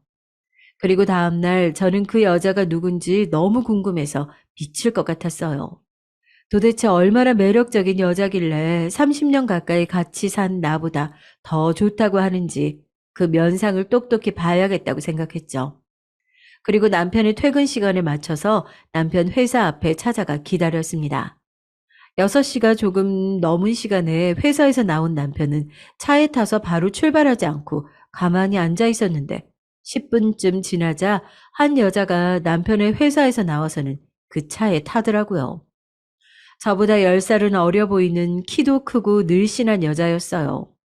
여자가 봐도 예쁜 그런 여자였습니다. 긴 생머리에 하이힐을 신고 또각또각 걷는 그 여자의 당당한 모습이 애 새 키우느라 망가져버린 제 모습과 비교가 돼서 더 서글프더라고요. 저는 택시를 타고 남편 차를 쫓아가 두 남녀가 들어간 모텔 앞에 쭈그리고 앉아 기다렸습니다. 저는 기다리는 동안 초조한 마음에 손발이 덜덜 떨리고 머리가 어지러웠어요. 저 두 년놈들 들어간 방 안을 습격하고 싶었지만 심장이 떨려서 그냥 무작정 밖에서 기다리기만 했어요. 그리고 1시간이 조금 지났을까요? 남편과 그 여자는 제잘제잘 떠들며 모텔에서 나오더군요. 남편은 여자의 허리에 손을 감고 있었고 그 여자를 사랑스러운 눈빛으로 바라보고 있었어요. 저는 후들거리는 다리로 남편에게 성큼성큼 다가가 있는 힘껏 남편의 뺨을 후려쳤습니다. 난데없이 뺨을 맞은 남편이 제 얼굴을 보더니 저승사자라도 본 듯 아연실색하더군요. 여보! 저는 남편의 멱살을 잡고 얼굴을 마구 핥히며 발악을 했어요. 야, 이 나쁜 놈아. 내가 너한테 어떻게 했는데 나한테 이럴 수가 있어? 사색이 된 남편은 저의 손을 억지로 뿌리치며 저보고 오해라면서 변명만 하더군요. 참을 수 없던 저는 남들이 보던 말던 악을 쓰며 소리쳤습니다. 뭐? 나랑 사는 게 지옥? 그래, 네가 사랑하는 사람이랑 그 짓거리 하니까 좋디? 나는 사랑하지도 않으면서 그때 나한테 왜 그랬어? 네가 나 임신시킨 거잖아. 이럴 거면 나한테 왜 그랬냐고. 저는 화를 주체하지 못해 제 머리를 마구 쥐어뜯었어요. 남편은 집에 가서 얘기하자면서 저를 억지로 끌고 가더군요. 남편과 바람핀 그 여자도 후려치고 싶었는데 어느새 도망갔는지 보이질 않았어요. 저는 남편의 손을 뿌리치려고 발악을 해보았지만 남편의 우악스러운 손은 저를 끌고 가 억지로 차에 태우더군요. 저는 집에 가는 차 안에서 내내 남편에게 소리 지르고 악을 썼습니다. 운전하던 남편이 발악하는 제 손에 이리 치이고 저리 치여 차가 비틀대는 것도 모른 채 주체할 수 없는 화를 마구 쏟아냈죠. 남편은 운전하는 내내 난감한 표정만 지을 뿐 별다른 말이 없더라고요. 그리고 집에 도착한 후 아이들이 다 보는 앞에서 남편에게 온갖 욕을 해대며 저주의 말을 퍼붓는 저에게 남편은 미안하다는 말만 계속했습니다. 애들 생각하면 어떻게 이럴 수가 있어? 정말 그럴 수가 있냐고. 미안해. 내가 다 미안해. 한 번만 용서해줘. 정리할게. 정리? 어떻게 정리할 건데? 내가 그 말을 어떻게 믿어? 한 번만 넘어가 주라. 당신 이해심 넓은 사람이잖아. 남편은 빌었어요. 그 여자와는 정리를 할 테니 한 번만 용서해 달라면서요. 하지만 저는 용서할 생각이 없었습니다. 남편의 속마음이 담긴 그 문자 메시지 내용이 몇십 년이 지나도 머리에서 떠나지 않을 것 같았거든요. 남편은 무릎을 꿇고 머리를 조아리면 빌고 또 빌었지만 저의 분노는 더 커지기만 할 뿐이었습니다. 그리고 그날 이후 남편은 정말로 그 여자를 정리했는지 매일 퇴근하고 집에 일찍 들어오긴 했지만 저는 그날의 일이 계속 생각나서 하루하루 고통에 몸부림쳤어요. 남편에게 사랑도 못 받는 제 자신이 너무 불쌍하고 한심해서 견딜 수가 없었고, 이미 바닥까지 떨어진 자존심은 저를 점점 더 독한 사람으로 만들었을 뿐입니다. 저는 남편을 볼 때마다 화가 치밀어 올라 물건을 던지고 독서를 내뱉었어요. 나쁜 놈. 내가 너 때문에 수명이 반은 줄었어. 알아? 미안해. 너 때문에 내 젊은 날 아깝게 다 지나가고 다 늙어 쪼그러들었다고. 내가 그 여자랑 그리 좋디? 그리 좋았어?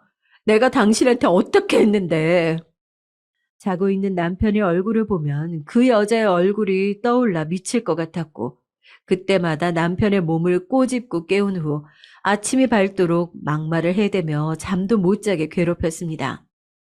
남편은 저의 심기를 건드리지 않으려고 집에 있는 듯 없는 듯 조용히 다녔어요. 저한테 잘 보이려고 평소에는 하지도 않던 설거지도 먼저 나서서 하더군요. 밥 먹은 그릇 하나 설거지통에 넣어둔 적 없던 사람이요. 저는 기도 안 차서 말이 안 나오더군요. 남편이 집안일을 할 때면 굳이 옆에 가서 남편을 쥐잡듯이 잡았습니다. 별것도 아닌 걸로 꼬투리를 잡고선 결국 너 때문에 내 인생 망쳤다는 얘기로 끝내곤 했죠. 남편은 애들한테도 잘못한 걸 알긴 아는지 애들 앞에서 고개도 못 들고 다녔습니다. 애들도 집안 분위기가 험악하니 남편에게 말도 안 걸더라고요. 이렇게 살얼음장 같은 집안 분위기가 지속된 지 2달째, 갑자기 큰딸이 저에게 그러더군요. 엄마, 이제 그만 아빠 용서해주면 안 돼? 아빠가 노력 많이 했잖아. 저 정도 했으면 이제 용서해줄 때도 된 거 아니야? 저는 큰딸의 말을 코웃음 치며 무시했어요. 어릴 때부터 아빠만 찾던 애들이라 그런가 아빠가 바람을 폈는데도 아빠 편을 드네요. 자식들 키워봐야 다 소용없다는 생각이 들었습니다. 저는 애들이 점점 아빠 편을 들기 시작하자 남편이 더 밉게 느껴졌어요. 아이들에게도 실망스러웠고요. 특히 아이들이 이런 말을 할 땐 정말이지 피가 거꾸로 도는 것 같았습니다. 그런데 어느 날은 큰딸이 그러더라고요. 엄마, 너무한 거 아니야? 솔직히 아빠도 저 정도면 할 만큼 했지. 아빠 스트레스 받아서 너무 힘들어하는 것 같아. 어? 너넨 참 자식도 아니다. 어떻게 그런 말을 하니? 엄마한테.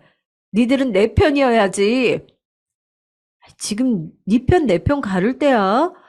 엄마가 유치해 그러는 거야. 솔직히 말해서 엄마도 뭐 집안일 제대로 하긴 했어. 아님 아빠만큼 우리를 챙겼어? 아빠가 우리한테 훨씬 다정하고 잘해줬어. 아빠가 엄마 역할까지 다 했다고. 엄마도 그걸 알아야지. 뭐야? 이런? 정 그만 아이들 앞에서 큰딸의 뺨을 후려쳤고 악 비명소리를 지르며 넘어지자 그런 아이를 끌어다가 그만 집에서 나가라고 소리소리를 질렀어요. 너 같은 거 필요 없다. 넌 자식도 아니야. 내 배로 태어났으면서 뭐가 어쩌고 어째? 엄마, 지금 나 친 거야? 쳤어? 그래, 나가라고. 아직도 그때의 기억을 생각하면 가슴이 문드러지는 것처럼 아프고 뜨겁습니다. 당시 전 집안에서 저만 외톨이라는 생각이 들었어요. 자식들은 날 버리고 남편은 바람을 피고 그 와중에 저는 남편이 너무 미운 나머지 확 죽어버렸으면 좋겠다는 생각까지 하게 됐어요. 저는 남편에게 화를 내고 욕을 하는 것만으로는 화가 풀리지 않아 남편에게 복수하기 위해서 점점 못된 짓을 하기 시작했습니다. 남편이 쓰는 칫솔을 몰래 변기통에 문지르기도 하고 출근해야 하는 남편의 차키를 옷장에 몰래 숨겨놓기도 했죠. 유통기한이 지난 음식이 있으면 일부러 남편에게 주고 배탈이나 화장실을 들락거리는 남편의 모습을 보며 고소해하곤 했습니다. 남편이 잘 때는 일부러 꼬집어서 깨운 후 모른 척 했어요. 매일 잠을 설치며 피곤해서 하품하는 남편을 보면 그 꼴이 또 보기 싫어서 입냄새 나니 입 좀 다물라고 쏘아대곤 했죠. 저는 남편이 비굴한 모습으로 사과를 할 때마다 속에서 천불이 나는 것 같았어요. 미안하다며 사과하는 남편에게 이렇게 쏘아대곤 했죠. 뭐? 미안해? 뭐가 미안한데? 나를 사랑하지 않아서 미안한 거야? 아님 걔랑 놀아나서 미안하다는 거야? 왜? 나랑 사는 거 지옥이라며. 나랑 이혼하고 걔한테 가겠다며. 제가 이렇게 화를 내면 남편은 고개를 푹 숙이고 눈물을 뚝뚝 흘리며 애원하곤 했죠. 여보, 미안해. 내가 잠깐 뭐에 홀렸었나 봐. 나는 당신이랑 이혼할 생각 없어. 우리 애들도 있는데 내가 어떻게 다 버리고 가. 나한텐 당신이랑 우리 애들 뿐이야. 우리 애들? 남편이 사과할 때마다 애들을 언급하는 것도 정말 꼴보기가 싫었습니다. 애들이 아빠만 좋아하는 거 알고 일부러 애들 들으라고 얘기하는 것 같아서요. 저 가식 덩어리 입을 꼬매버리고 싶었습니다. 애들, 그래, 말 잘했다. 나 20살 때 임신시켜서 애엄마 만들어 놓고 그 뒤로도 애 줄줄이 낳게 했으면서 나랑 사는 게 지옥이라고 했다 이거지? 이 지옥을 만든 건 당신이야. 여기가 그렇게 지옥 같으면 그냥 콱 죽어버리고 진짜 지옥에나 가던지. 저는 온갖 악을 쓰며 막말을 해댔어요. 저렇게 악 쓸 때마다 이마에 핏줄이 서고 뒷골이 땡기면서 머리가 터질 것 같았습니다. 아마 혈압 올라 죽는다는 게 이런 느낌을 말하는 것 같았어요.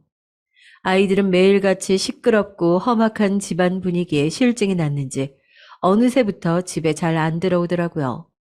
사실 이때부터라도 애들을 챙겼어야 했는데 남편을 향한 분노가 온 몸을 집어삼켜버린 저한테는 아이들이 눈에 보이질 않았습니다. 그렇게 남편을 쥐잡듯이 잡은 지 6개월. 이 정도 했으면 지칠 만도 한데 이상하게도 저의 화는 하나도 누그러지지 않았어요. 사랑도 없이 껍데기뿐이었던 이 결혼 생활을 보장받을 수 있는 방법이 없다는 사실을 알면서도 이를 받아들일 수가 없어서 혼자 발악할 뿐이었습니다. 저는 제 자신이 점점 망가져가는 것을 느꼈어요. 아침에 세수를 하다가 거울을 보면 이게 악마인지 사람인지 모를 정도로 험악한 얼굴이 거울 속에 들어있더군요. 그리고 이런 제 자신을 제 스스로가 견딜 수 없게 된 건 그야말로 얼마 지나지 않은 후였습니다. 어느 날 아침 화장실에서 볼일을 보다가 저도 모르게 옆에 있던 락스통을 집어든 저는 부엌으로 락스통 뚜껑을 열었습니다. 그리고 남편이 회사에 가져가려고 미리 싸놓은 도시락 국통을 열어 락스를 붓고 말았죠. 마치 무언가에 홀린 듯 저도 모르게 손이 움직였어요. 저는 락스가 들어간 국통을 빤히 쳐다보다가 지독한 냄새에 순간 정신을 퍼뜩 차렸습니다. 저는 제 손에 들려있던 락스통을 보고 화들짝 놀랐어요. 그리고선 락스통과 국통을 설거지통에 집어 던졌죠. 우당탕 하는 소리에 씻고 있던 남편이 달려나왔죠. 저는 허겁지겁 락스통을 숨겼지만 냄새는 숨길 수가 없었어요. 설거지통에 도시락 국통이 나뒹굴고 락스 냄새가 진동하는 것을 본 남편의 표정이 굳어졌습니다. 아마 제가 무슨 짓을 하려고 했는지 눈치챈 것이겠죠. 당신 지금 설마... 아니야. 오해한 거야. 오해라고. 당신 정말 무섭다. 네. 저는 하마터면 사람을 죽일 뻔했습니다. 분노에 눈이 멀어 해서는 안 될 짓을 할 뻔했어요. 그리고 이 사건은 아이들도 알고 치를 떨게 됐죠. 엄마를 이해해 보려고 했지만 더 이상은 이해하기 힘들다면서요. 특히 큰딸은 일전에 저한테 한번 맞은 적도 있어서 그런지 더 부들부들 떨었습니다. 뉴스에 나올 법한 일이 우리 집에 일어난 거냐면서 자긴 도저히 엄마와 같이 못 살겠다고요. 솔직히 저 역시도 제 자신이 혐오스러워서 견딜 수가 없었습니다. 아마 이대로 남편과 계속 살다가는 언젠가는 감방에 갈 게 분명했어요. 그래서 저는 그날 이후 남편에게 이혼을 요구했습니다.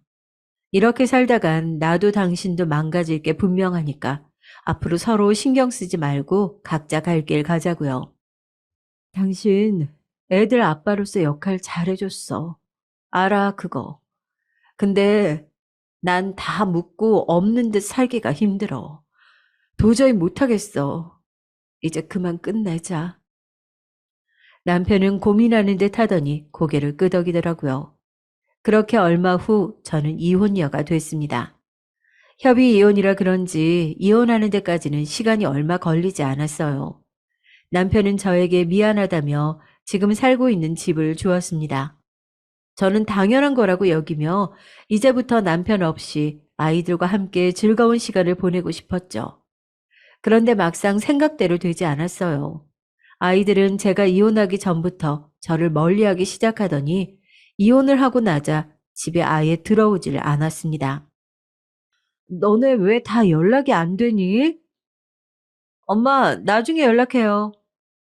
아이들이 연락도 잘 안 받아주고 물어봐도 대답을 잘 안 하니 어디서 어떻게 지내고 있는지 확실하진 않았지만 아마도 큰애가 남매끼리 살 방을 하나 구해서 거기서 살고 있는 것 같더라고요.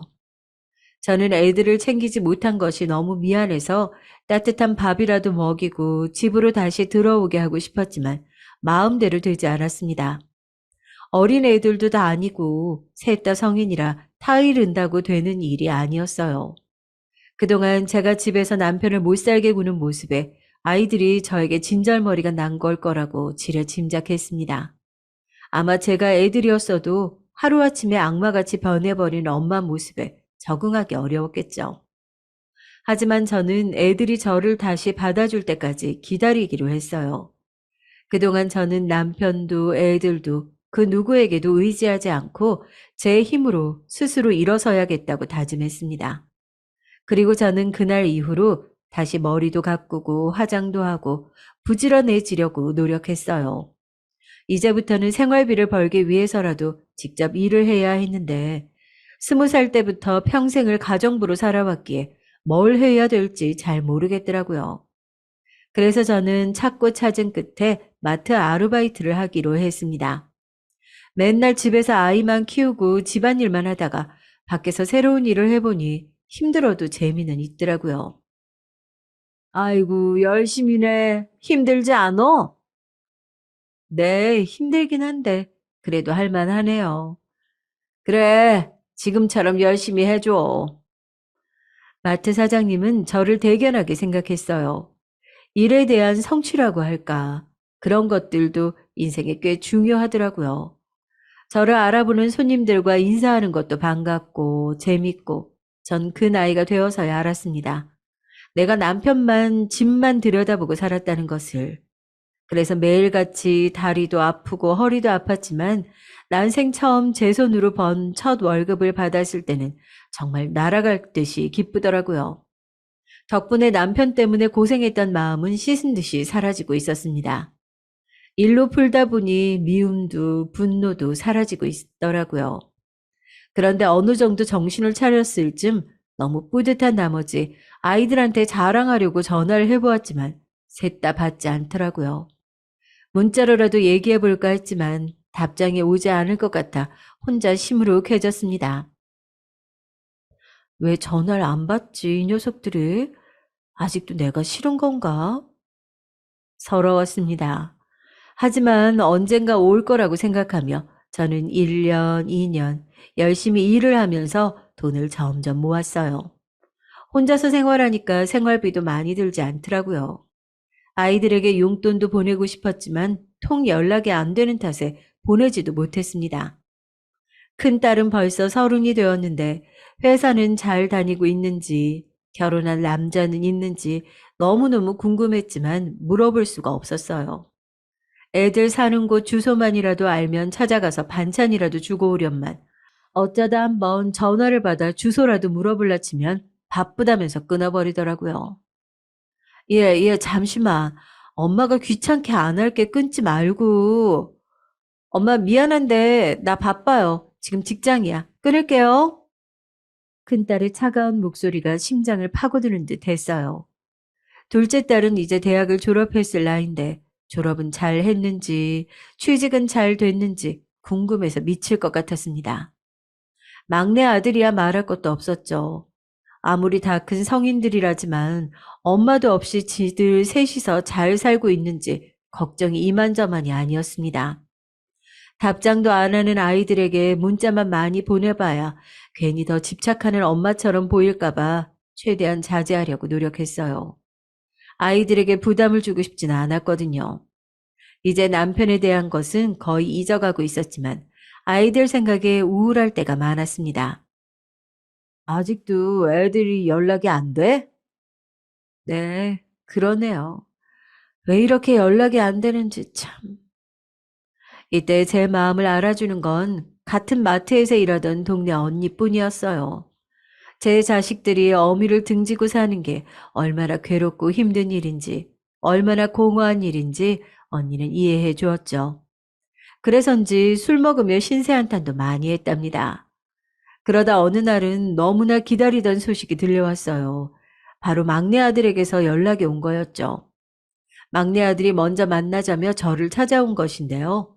제가 일하는 마트로 오더니 손님을 응대하는 절 보고 놀라더라고요. 일이 끝나고 국수라도 먹으려고 근처 국수집에 들어갔는데 막내 아들은 한동안 아무 말이 없다가 말을 이었습니다. 엄마 일도 해요? 그래. 근데 너네 왜 이리 연락이 안 되니? 엄마가 얼마나 걱정했는데. 너네들 날 원망하는 거야? 이혼했다고? 아님 내가 네 아빠한테 한 짓 때문에? 엄마 그냥 묻지 마세요, 그런 거. 묻지 말긴. 엄마가 다 잘못했다. 근데 알잖니. 엄마도 너무 힘들었어. 엄마도 상처받았어. 그래서 그런 거야. 왜 이해를 못 해주니? 엄마, 큰 누나도 그렇고 작은 누나도 잘 지내요. 그러니까 걱정 마세요. 그 말하려고 온 거예요. 막내 아들은 그렇게 말을 하곤 곧바로 들어가 봐야 한다며 국수도 채 미처 먹지 않고 자리를 떴습니다. 제가 아무리 불러도 소용이 없더라고요. 그 뒤 연락 없는 제 자식들에게 별 짓거리를 다 하며 산 것 같습니다. 문자도 하고 전화도 하면서. 하지만 아이들은 번번이 모든 걸 잊고 살고 싶다는 듯 연락을 끊었고 전 끝내 끓어오르는 울음을 참을 수가 없었어요. 그렇게 세월이 흘러 벌써 이혼한 지 15년이 됐습니다. 아직도 아이들은 연락이 잘 되지 않았어요. 마지막 통화가 언제였는지 모를 정도로 소식이 없었습니다. 이혼 후 아이들이 집에 온 적은 단 한 번도 없었어요. 주소를 끝끝내 알려주지 않으니 제가 찾아갈 수도 없는 노릇이었고요. 15년 동안 애들도 나이를 먹어 큰애가 이제 40대, 둘째와 막내가 벌써 30대가 되었는데 어떻게 나이를 먹었는지 머릿속 상상으로밖에는 볼 수가 없었네요. 아무리 엄마가 미워도 결혼할 때에는 불러주겠지 하는 마음으로 기다렸는데 첫째가 40이 넘도록 결혼했다는 말을 못 들은 걸 보니 혹시나 결혼식도 부모 없이 해버린 건 아닐까 하는 마음에 가슴이 먹먹했습니다. 그나마 마음의 위로가 되는 건 동네 친구들이나 언니들과 함께 기울이는 술잔뿐이었어요. 괜찮어. 다 잘 살 거다. 아유, 근데 자기도 마음 참 쓰리겠다. 네, 잘 살겠죠. 잘 살 거 아는데 참 애미로서 그렇네요. 내가 그리 잘못한 건가. 자기야, 자식이건 전 남편이건 이제 다 잊고 살아. 자기 인생이잖아. 자기가 주인공이지. 근데 그때 동네 언니가 지나치듯 한 말이 제게 왜 이리 크게 남았는지 모르겠어요. 제 인생이란 말에 그제야 고개가 끄덕여지더군요. 그래, 내 인생인데 내가 하고 싶은 걸 해도 되는 건데, 생각하고 싶지 않은 괴로운 건 안 해도 되는 건데, 그 말로 전 다시금 마음을 부여잡았습니다. 더 이상 엄마로 살고 싶지 않았어요. 엄마로 살아 이 모양 이 꼴이 되었다면 스스로 그 이름을 버리기로 했답니다. 그러면서 한편 저는 10년 동안 마트 일을 하면서 모은 돈으로 작게 노래방을 하나 차리게 됐어요. 아니, 가게 차릴 거면 노래방 어때? 아니, 노래방 요 앞에 운영하던 사람이 다른 지역으로 이사를 간다잖아. 거기 장사 잘 되던데? 동네 언니의 말에 순간 혹 하더라고요. 사실 일을 다니다 보니 제 가게를 차리고 싶은 욕심이 생겼었는데 남들 다 하는 치킨집이나 카페에서 왠지 자신이 없었거든요. 마침 그 노래방이 청소년들이 많이 가는 곳이라는 것도 알고 있었고요. 지금 이때다 싶어 동네에 노래방을 하나 차렸어요. 기계도 최신식으로 갖다 놓고 인테리어도 깔끔하게 해놓았는데 코로나가 터지면서부터 매출이 뚝뚝 떨어지기 시작하더니 지금은 파리만 날리는 지경이 돼버렸죠. 한숨이 푹푹 나왔습니다. 코로나는 어쩔 수 없는 일이긴 했지만 사업은 항상 변수를 생각해야 하는데 그냥 앉아서 편하게 돈 벌 생각으로만 안 일했던 것 같아요. 그런데 작년 봄쯤부터 이상한 일이 벌어지기 시작했습니다. 제가 아는 노래방 앞으로 이름 없는 상자가 도착하기 시작했는데 그 안에 돈이 들어있는 겁니다. 처음엔 제 앞으로 온 게 아니라 생각하고 경찰서에 갖다 주려고 했는데 사정이 궁핍한지라 마음이 흔들리더군요. 근데 거기에 제 이름 또한 적혀 있었어요. 이게 무슨 일인지 마음껏 쓰세요라는 말이 적혀 있었는데 그건 분명 저한테로 온 게 맞는데 참 실감이 나지 않아 돈만 만지고 있었습니다. 그로부터 그 상자는 매달 말일 같은 시간 계속 가게 앞에 도착해 있었어요. 이상했죠. 늘 그 주소도 없고 이름도 없는 상자를 받으면서 누가 나한테 이런 걸 보내는 건가 싶었습니다.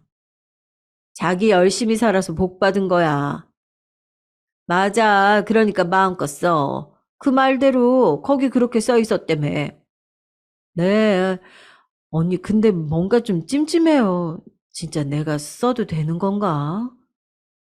마음 한구석은 찜찜했지만 사정이 어쩔 수 없다 보니 계속 돈은 쓰게 됐죠. 그 돈으로 그렇게 생활비도 보태고 월세도 보태며 유지를 해나가던 중 일이 생겼습니다. 작년 겨울 역시나 손님 한 명 없는 가게에서 혼자 카운터에 앉아 TV를 보고 있었는데요. 그때 갑자기 누군가 노래방 문을 열고 안으로 들어오는 거예요. 저는 오랜만에 온 손님이라 자리에서 벌떡 일어나 출입문을 바라보았습니다. 어떤 중년의 여자가 휠체어를 밀고 안으로 들어오더라고요.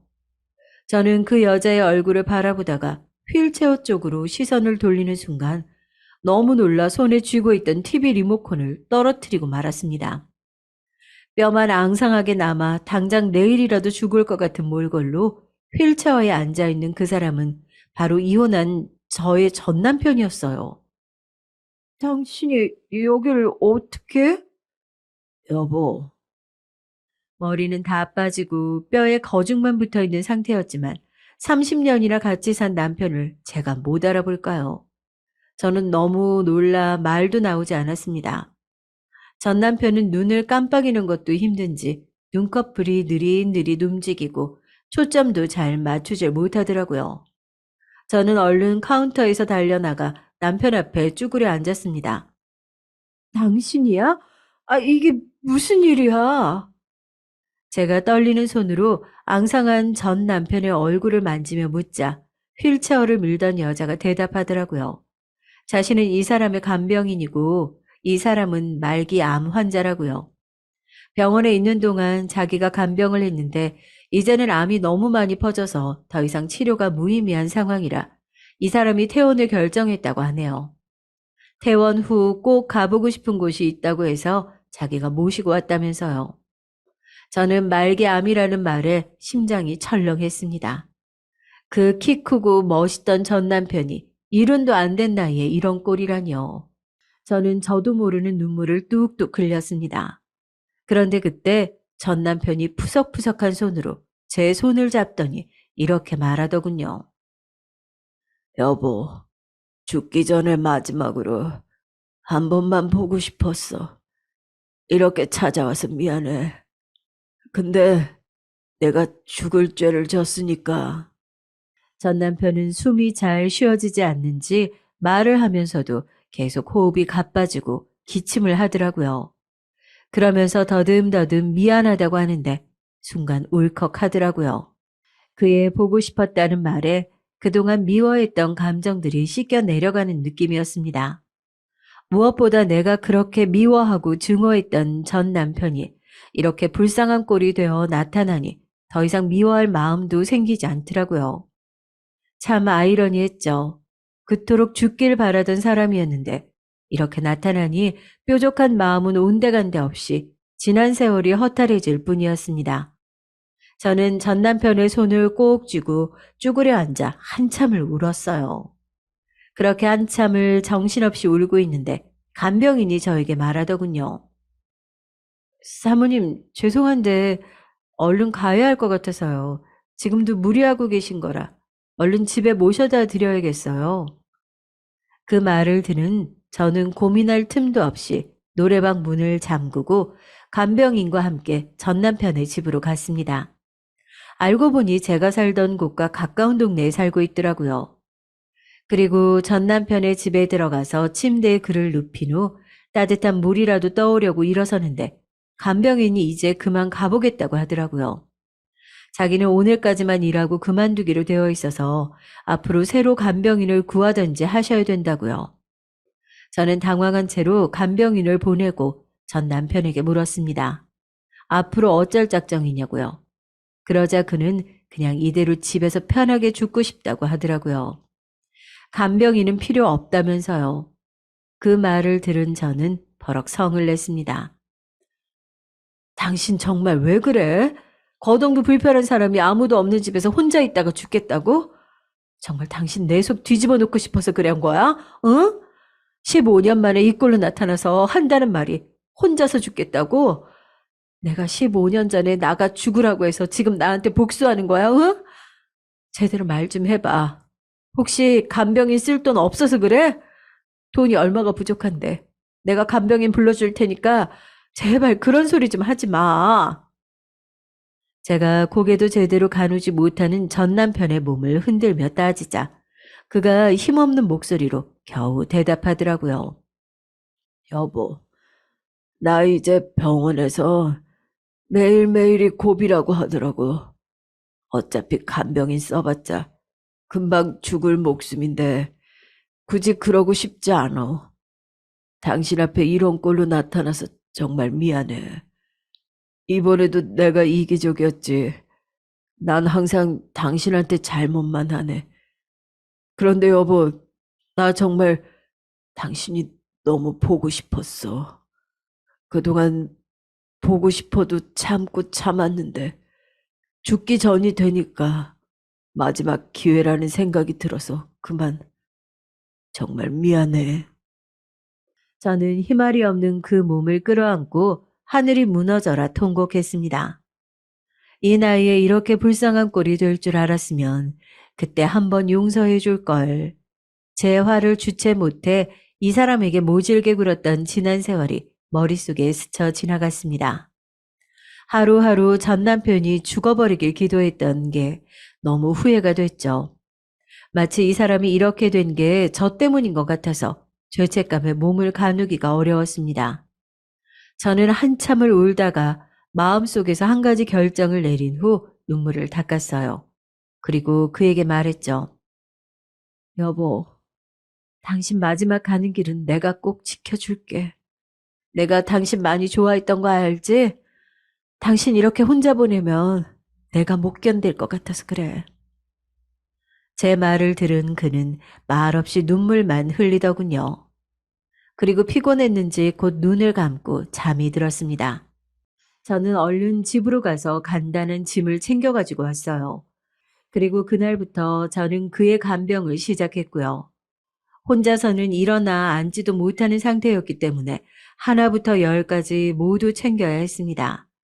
배변 치우고 옷 갈아입히는 건 물론이고 가끔은 먹은 것도 없이 구토를 하는 바람에 이불 빨래며 뭐며 할 일이 정말 많았어요. 밥은커녕 물 한 모금 넘기지 못해 이러다 굶어 죽는 게 먼저일까봐 얼마나 마음 졸였는지 몰라요. 어떻게든 뭐라도 먹여야 해서 미움을 만들어 주사기로 겨우 떠넘겨 주었습니다.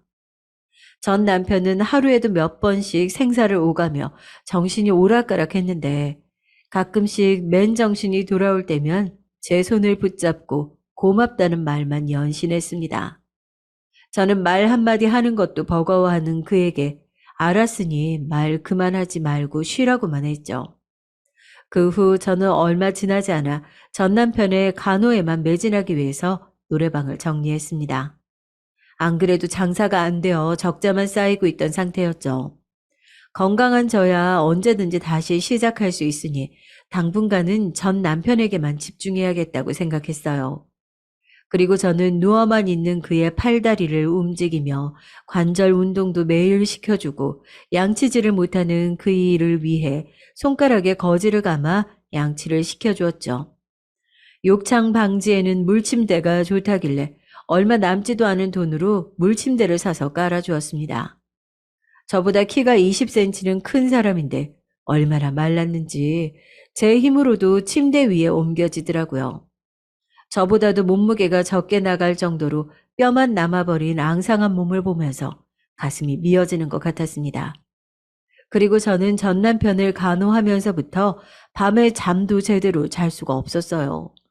밤마다 열이 펄펄 끓거나 이유 없이 고통에 겨워 소리를 지르는 탓에 한숨도 잘 수가 없었죠.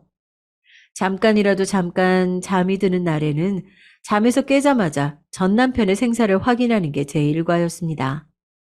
전 남편은 정신이 들 때마다 저에게 더 이상 고생시키고 싶지 않다면서 집으로 돌아가 달라고 했어요.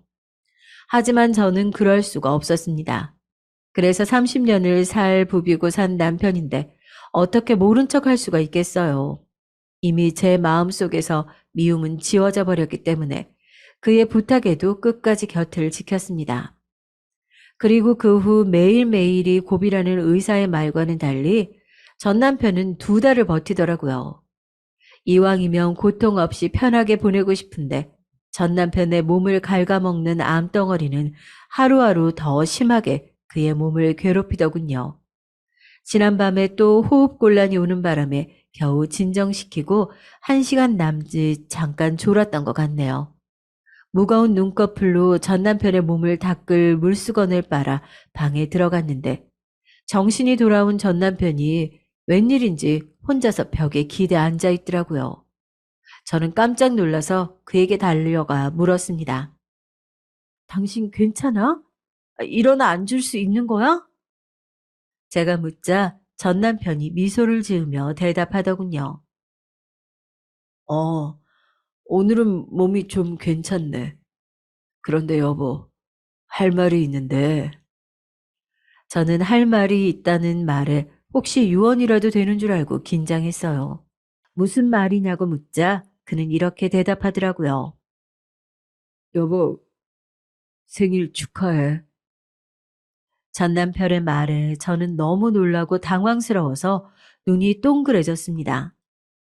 전 남편의 간호에만 집중하다 보니 오늘이 제 생일인 것도 까맣게 잊고 있었죠. 저와 이혼하기 전에는 제 생일도 자주 까먹던 사람이 15년이나 지난 지금 제 생일을 먼저 기억하고 축하한다고 말해주니 감격에 겨워 눈물이 흘렀습니다. 그간 서러웠던 일들이 생각나면서 눈물이 터져나왔어요. 저는 남편에게 고맙다고 하며 손에 들고 있던 축축한 물수건으로 눈가를 닦았습니다. 근데 그날 저녁 이불 빨래를 하고 있는데 갑자기 초인종이 울렸어요. 이 시간에 누구지? 하고서는 인터폰을 확인한 저는 그 자리에서 굳어졌습니다. 인터폰 화면 속에 익숙한 얼굴의 삼남매가 서 있었어요. 저는 부랴부랴 현관문을 열고 제 아이들에게 달려갔습니다. 믿을 수 없는 광경이었어요. 자식들은 고개를 못 들고 눈물만 떨구고 있었습니다.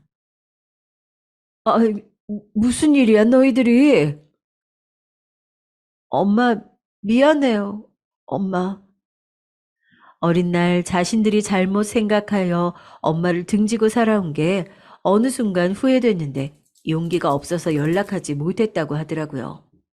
그 진심 어린 말에 저 역시 용서라는 걸 할 수밖에 없었어요. 그리고 두 손으로 아이들의 얼굴을 하나씩 감싸주고 이리 보고 저리 보며 제 아이들이 맞는지 확인했습니다. 20대 시절의 그 풋풋한 느낌은 사라졌지만 아직도 너무나도 예쁜 제 아이들이 맞더라고요. 저는 이 상황을 도통 믿을 수가 없었어요. 그런데 그때 큰딸이 엄마 생일이니 촛불 불자며 한 손에 들고 있던 케이크를 가지고 전 남편이 있는 방으로 들어가더라고요. 그리고 새 아이와 저는 모두 전 남편의 방 안에 모였습니다. 아빠를 본 아이들은 금방 눈시울이 붉어지더니 고개를 돌리고 눈물을 흘리더라고요. 그런 아이들이 안쓰러워 저는 괜히 밝은 척을 했습니다. 아이들에게 연신 와줘서 고맙다고 인사를 하며 도대체 어떻게 여길 온 거냐고 큰딸에게 물어봤어요. 큰딸 말로는 엄마랑 아빠랑 다 있고 남매끼리만 의지하며 살고 있었는데 재작년부터 아빠가 어떻게 주소를 알고는 삼남매에게 매주 편지를 보냈다고 하네요. 그동안 잘못했던 일들을 사죄하는 내용과 엄마는 잘못이 없으니 용서해달라는 내용, 그리고 보고 싶다는 말들을 적어서요. 그런데 아빠가 편지에 몸이 안 좋다고만 써서 이 정도일 줄은 몰랐다고 하더라고요. 저는 전 남편의 정성에 너무 고마웠습니다. 제가 했어야 하는 일인데 남편이 대신 해준 것 같아 미안하기도 했어요. 전 남편의 손을 꼭 잡았습니다. 그때 전 남편이 힘겹게 다시 일어나 앉더니 할 말이 있다고 하더라고요. 여보, 그리고 애들아, 이 못난 아빠가 가기 전에 줄 게 이거밖에 없구나. 내가 니들 엄마 마음 아프게 한 거, 그리고 나 때문에 우리 가족이 이렇게 산산조각 나게 된 거, 용서받을 수는 없겠지만 그래도 내 마음이라고 생각하고 받아주렴. 그리고 전 남편은 저와 아이들에게 각각 봉투 하나씩을 나눠줬습니다. 봉투를 열어본 저와 아이들은 입을 다물지 못했어요. 봉투 안에는 통장이 하나씩 들어있었습니다. 통장에는 정말 믿을 수 없는 금액이 찍혀 있었어요. 저와 아이들은 너무 놀라 서로의 눈만 쳐다봤죠.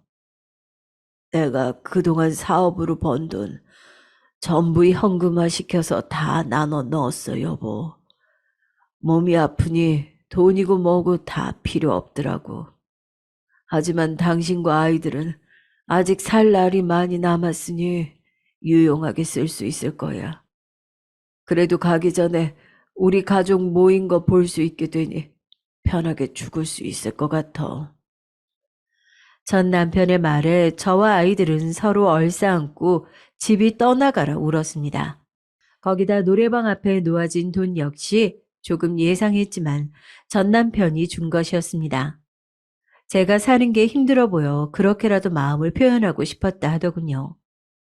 아이들은 저에게 그동안 연락을 못해서 미안하다고 울었고 저도 아이들에게 못난 엄마라서 미안하다고 사과를 하고 또 사과했습니다. 옆에서 전 남편은 흐뭇한 미소를 지으며 지켜보았어요. 그리고 우리는 그날 15년 만에 가족이 다 같이 모여 촛불을 불고 생일 축하 노래를 부르고 케이크를 나눠 먹었습니다. 정말 말 그대로 표현할 수 없을 만큼 기쁜 날이었어요. 이대로 5명이 영원히 행복하게 살았으면 좋겠다고 생각했습니다. 그렇게 기쁜 하루를 보낸 다음 날 창가에 이슬이 맺혀 있던 이른 아침 전 남편은 조용히 하늘나라로 떠나게 됐습니다. 아주 평온한 표정으로 가만히 누워서 생을 마감했어요. 저와 아이들은 식어가고 있는 전 남편의 몸을 붙잡고 울음을 끄끄 참아가며 소리 없이 울었습니다. 그가 세상을 떠난 게 너무 슬펐지만 한편으로는 마지막 가는 길을 쓸쓸하게 보내지 않아 다행이란 생각도 들었답니다. 하늘나라에 가서는 아프지 않고 편하게 지내기를 기도했어요. 전 남편의 장례식이 끝난 지 벌써 시간이 꽤 지났네요. 저와 아이들은 전 남편을 보낸 후 누구보다도 더 끈끈한 가족이 되었습니다. 15년 동안 못다한 이야기들을 하고 서로의 집을 오가며 매일매일 즐거운 시간을 보냅니다. 그가 주고 간 재산은 돈뿐만이 아니었어요. 소중한 가족, 내 아이들을 선물해주고 떠난 전 남편한테 너무 고마웠어요. 전 남편이 주고 간 돈은 어떻게 써야 할지 아직 정하지 못했습니다. 아마 천천히 생각해 보면 되겠죠. 전 남편이 준 소중한 돈을 낭비하고 싶지 않으니 이 돈으로 뭘 해야 할지 고민을 많이 해봐야 될 것 같습니다. 저에게 소중한 선물을 남기고 떠난 그를 위해 오늘도 기도합니다. 언젠가 하늘에서 다시 만날 날을 기다리며 이 글을 마치도록 하겠습니다. 들어주셔서 감사합니다.